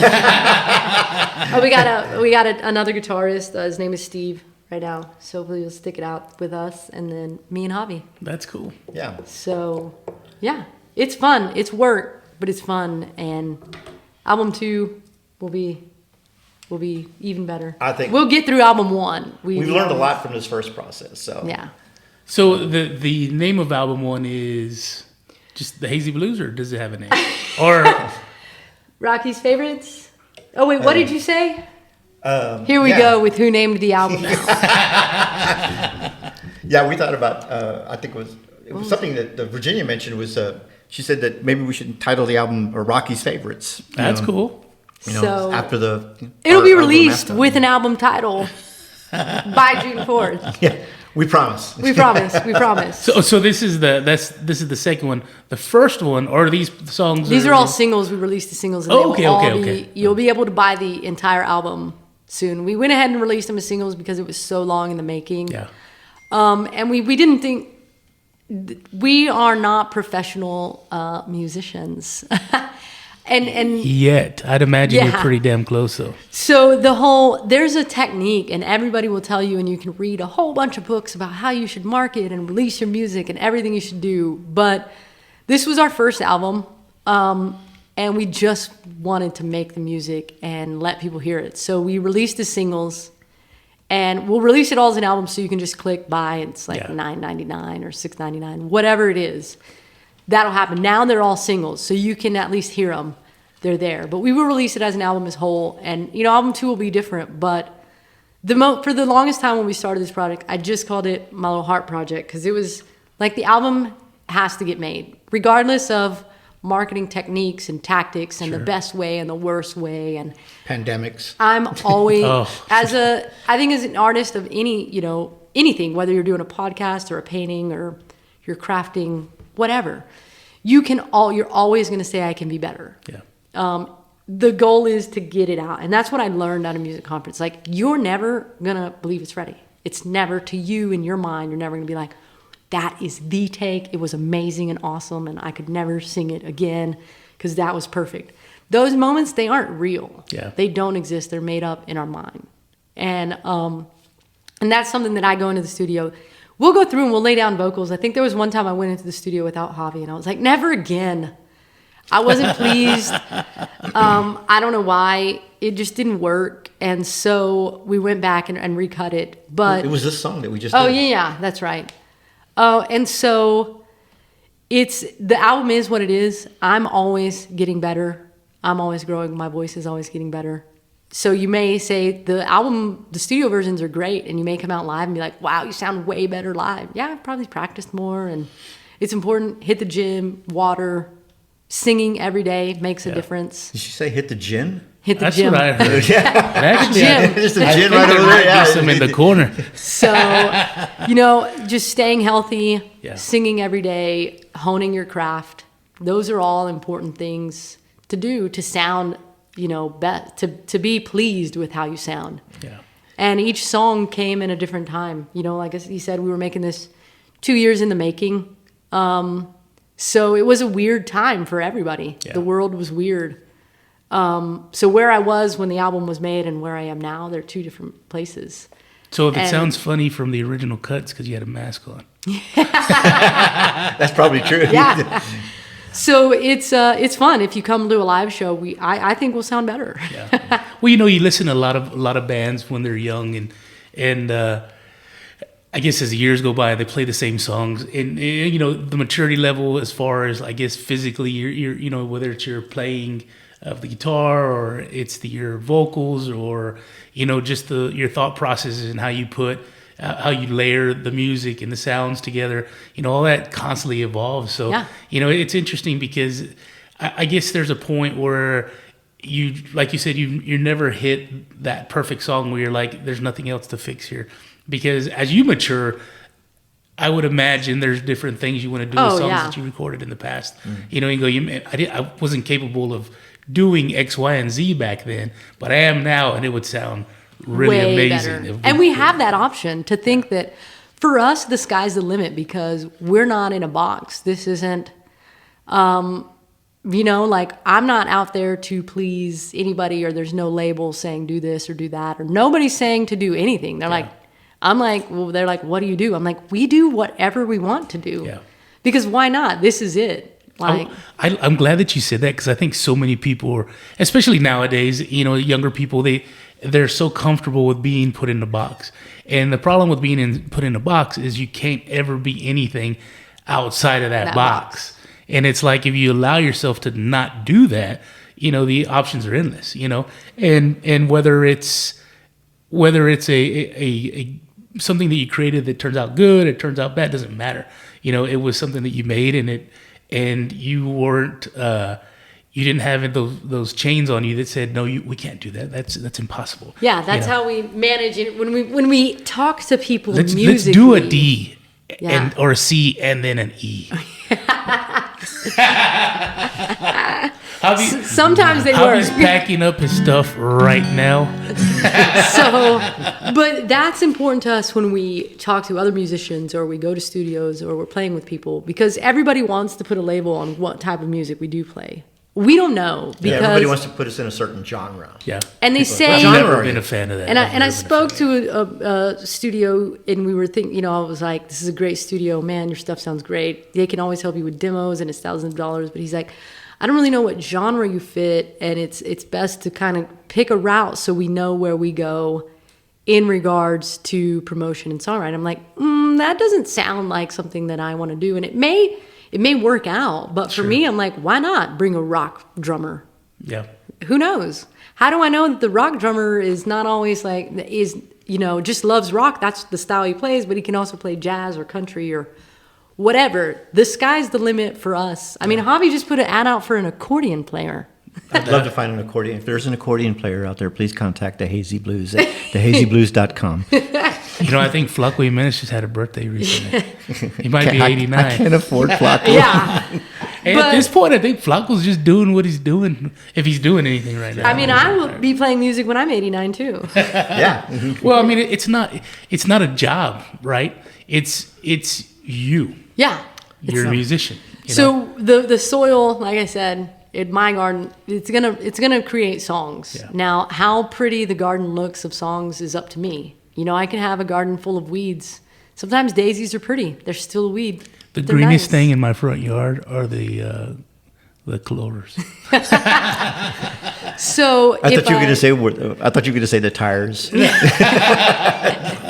So yeah, I'm gonna plant seeds. I'm gonna tend to them, and then we'll see how many songs come out. But this is for all my nieces and nephews to say, hey, look, don't ever stop. If you want to write songs, write songs. If you want to be a doctor, be a doctor. If you want to be a great athlete, go. Yeah. But it's work.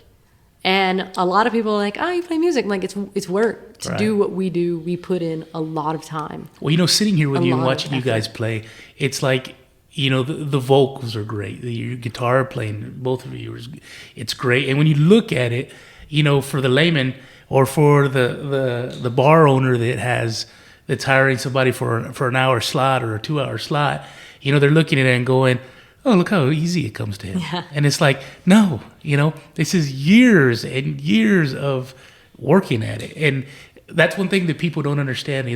They go, well, hey, like you talked about earlier, that they don't want to pay. Here's 30 minutes, here's an hour. And it's like, okay, but I've been doing this my whole life. I've missed events, I've missed things. I maybe was less social than I could have been because I was practicing the thing that's part of me, that makes me who I am. And I know with Corona and all that other stuff getting shut down, that has to be brutal on musicians because you're basically the dessert to your meal is that live performance, right? Where people can come and enjoy your music, you can see them dance, you get the energy back from them, and you're relating to each other. And it's like, to not have that for 2 years or whatever it was, it's got to be like somebody grabbing you by the neck and choking you and letting you breathe just before you pass out, And it's like, now that this is kind of opening, and I guess it has been for a little while, but now that it's open more, people need to get out and come watch live music and watch you guys live music. So. That'd be great. That would be great. Yeah, it was a crazy time. It was good. We made the album. It is what it is. We went through what we went through. We're still going through it. It's, we adapt with the changing and evolve. And like I said, we're always gonna make music. I mean, I think we take a break from end of October to like January-ish. Yeah, because it's holidays. Football playoffs.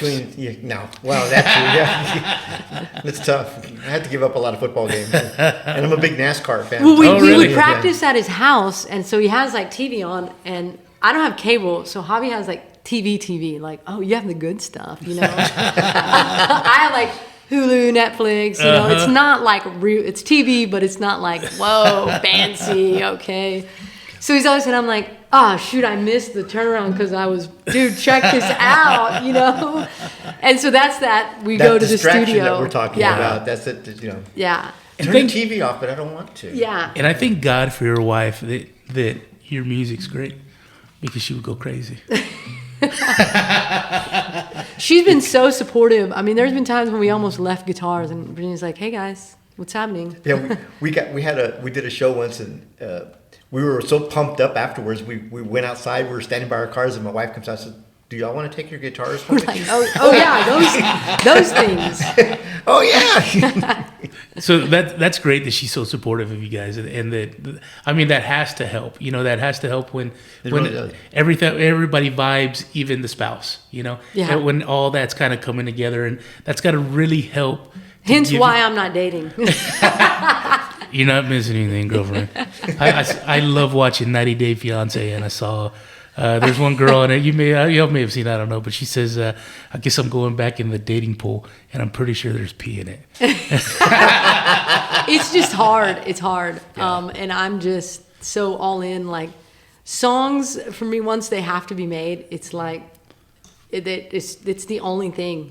Like where this, like, I'm excited to get to this, and I'm like, I gotta write this song, whatever it is, I don't know, but we gotta figure it out because it's gonna bother me until it does. So do you have to wrangle her in sometimes? Wrangle her? Yeah. Oh yeah. Yeah. So does that help when he's able to say, "Hey, you're maybe taking off on a tangent, or maybe get a little scatterbrained. Let's refocus." Yeah, I think there's times when I have this tendency to think a lot of ideas are better than not enough. Mm. So I think those moments are important, and then to be drawn back in, like that one thing that we did, and we'll get better. The next sessions of songwriting is totally different than this session. It's a whole new, like, we're not even sure how it plays out because we haven't done it before. Yeah. It's just a plan, a thought. They're just seeds, and now we're going to tend to them. I have planted some song seeds in my garden.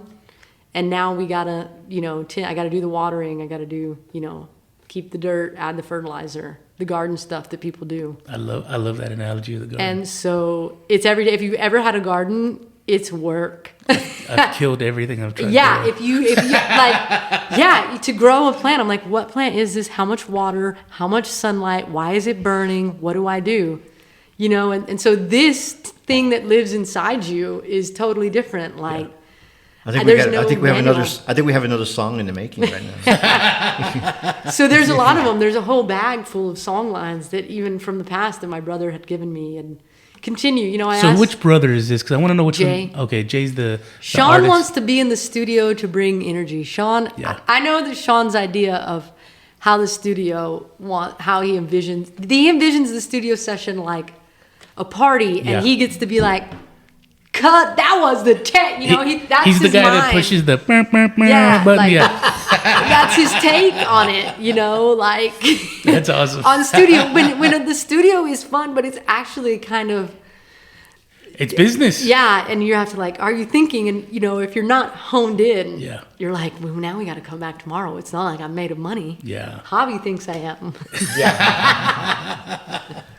So what do we got next, guys? What do we got? We got the finale. The finale. But we were talking about what the name of the album was. I thought we were going to name the album after this song. Oh, did we? I thought we were going to make this the title track. Did we firm that? I'm all right. It's happened here. The album is called. It's happening here. Official on. I just recorded it. Gabe the Gabe Molina podcast. So what's this one called? This one's called The Hazy Blues presents to you the Runaround. Nice. I'm just going to go ahead and raise my hand on this one because I know this was one of the ones I was like, man, I really like this one. Okay, let me tell you a real quick funny story. We were in Nashville last year. We went up there for a conference, and there was a songwriting breakout session. And we went to the songwriting session, and the guy that was teaching the class, Melissa, being the shy thing, she goes, "Hey, I got a song that I want you to hear." And the guy's like, "Oh, okay, go ahead and play it for me." Sometimes you got to take charge of your moments that you want. And I look at her and I said, "I don't have a guitar." And the guy says, "Well, you can play mine." And I said, "Okay." So he has this really beautiful handmade, I think it's Collins or was Larrabee. It a Larrabee? It was a Larrabee. The real nice. In the mecca of guitars, you're like, damn. I'm talking thousands of dollars for it. And he says, "You can play this?" I'm like, "Okay." So we play this song. That's like riding somebody else's Harley. You're like, no. I'm Yeah, Scared. You break it, you Yes. buy it. you know, and she sings the song for him, and the first thing comes out of his mouth, he says, "Okay, I wasn't expecting that voice." So anyway, but there's more to that story, but another time. But Another we'll do time. this song. This is called "The Runaround." Fun fact, fun runaround song. This is long time in the making, but this is a song my brother Jay wrote, and he was in bands before, he was in bands for a long time before even I was in bands, and he's why I'm in a band now, because he was like doing it. And I'm like, dude, if you can do it, I can do it. And he's like, yeah, just do it. He's always like, just do it. Whatever's in your mind, just do it. Don't talk about it. Be about it. Yeah. And so he gave me this song. Probably I was in my band like one month in, and I brought the song, and we've been playing it ever since. That's awesome. So here we go. Wait, let me remember. Got it. So hold on. Jay, turn yeah, your I'm radio up, in Jay. tune. Okay. Oh, stay tuned as we tune. Okay. All right, we're in tune enough for rock and roll. Okay. Here we go. Here we go.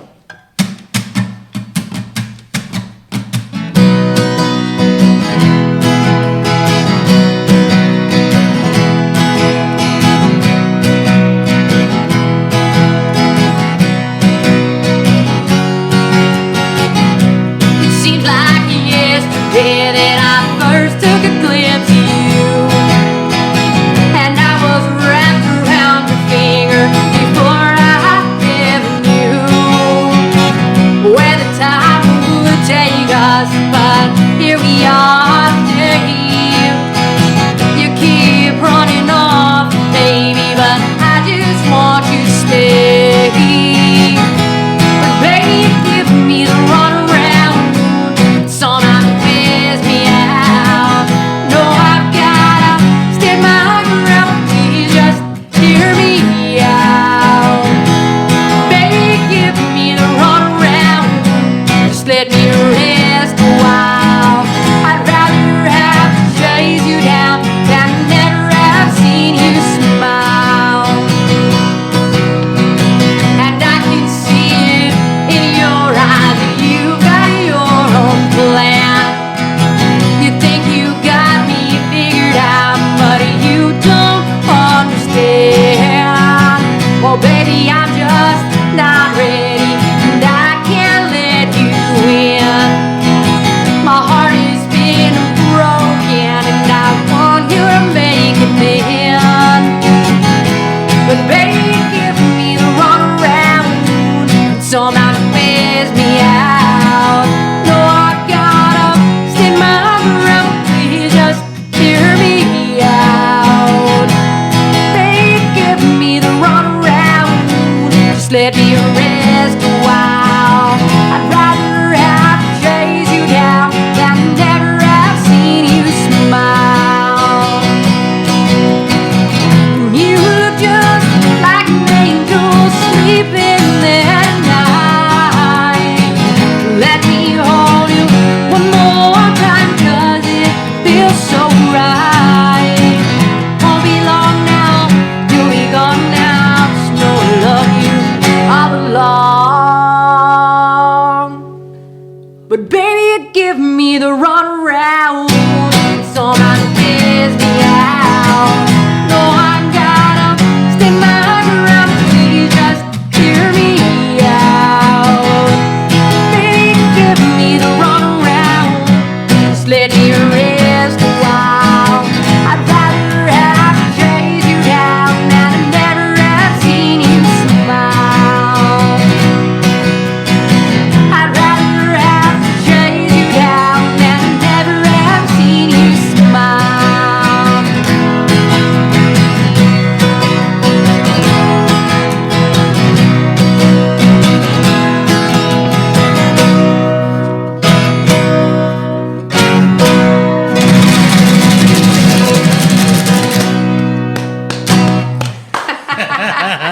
Always a big ending. Virginia used to always be like, why? Why is that a thing? I'm like, because Why it's not? so fun. Why not? Yeah. Well, like I said earlier, you guys are the shit, and I've really appreciated it. You guys are extremely talented. Thank let's, you. Let's tell everybody Thank you. again your website. www.thehazyblues.com. You can find us on Instagram, Facebook, all major music platforms. Please go Amazon Music, Apple Music, Spotify, buy YouTube, it. Pandora, iHeart. Whatever you listen to, go add the Hazy Blues. Tell your friends. But if you don't do any of those things, come to a show. The shows again, run through them. June 4th, we will be at Alamo Beer Company celebrating our album release party. So it's going to be so fun. We're playing from 6 to 9. We'll open up with this album. And then we're gonna give you one hell of a show. So Fireworks, fire trucks, police cars, you name National it. Guard, Black Cats. alien invasion. Hell's Angels. They're doing security. None of those people will be there. And the album actually drops on June 4th.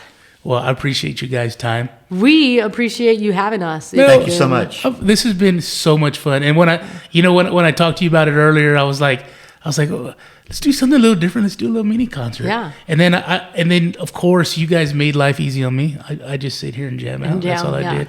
Did you even ask questions? You know, I don't even remember talking. I do know that I forgot my tambourine. Yeah, I know. On that last one, we really needed a tambourine on that last time. Dude, I was so close to pounding this bottle on the table. I just wanted to get involved. Yeah, it's that's the goal. That's the goal. That's what we like. We like getting people up on stage with us sometimes too. That's awesome. This is Well, Javi and Mel, thank you guys so much. Thank you. Thank you for your time. Thank you for your jams.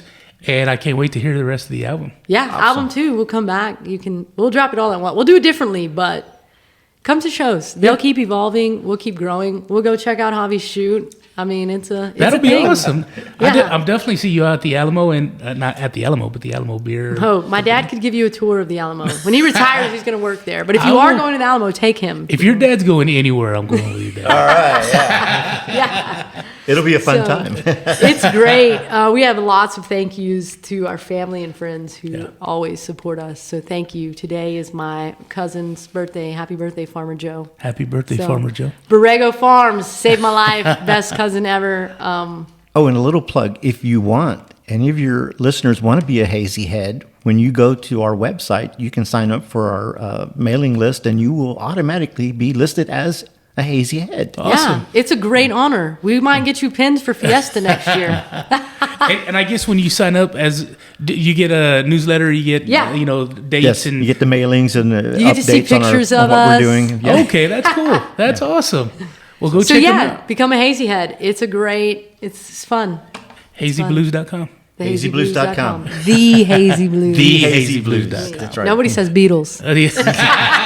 It's the Beatles. The Beatles. It's the Beatles. But yeah, thank you so much. We hope you have a lot of listeners, so we get a lot of new hits. Absolutely. And we'll do this again. We'll do this again whenever you guys get some We will time. definitely. And maybe in your off season or something. All right. If you play some instruments and are looking to join a band, maybe shoot us an email too. Okay.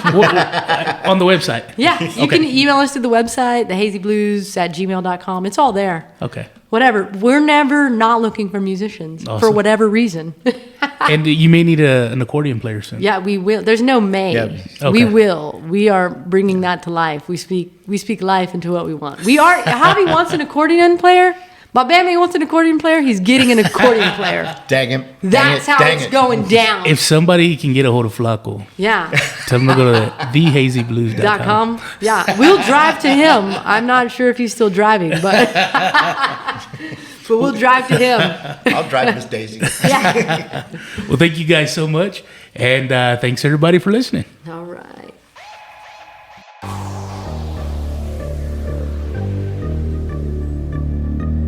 Thanks for listening to the Gabe Molina Podcast.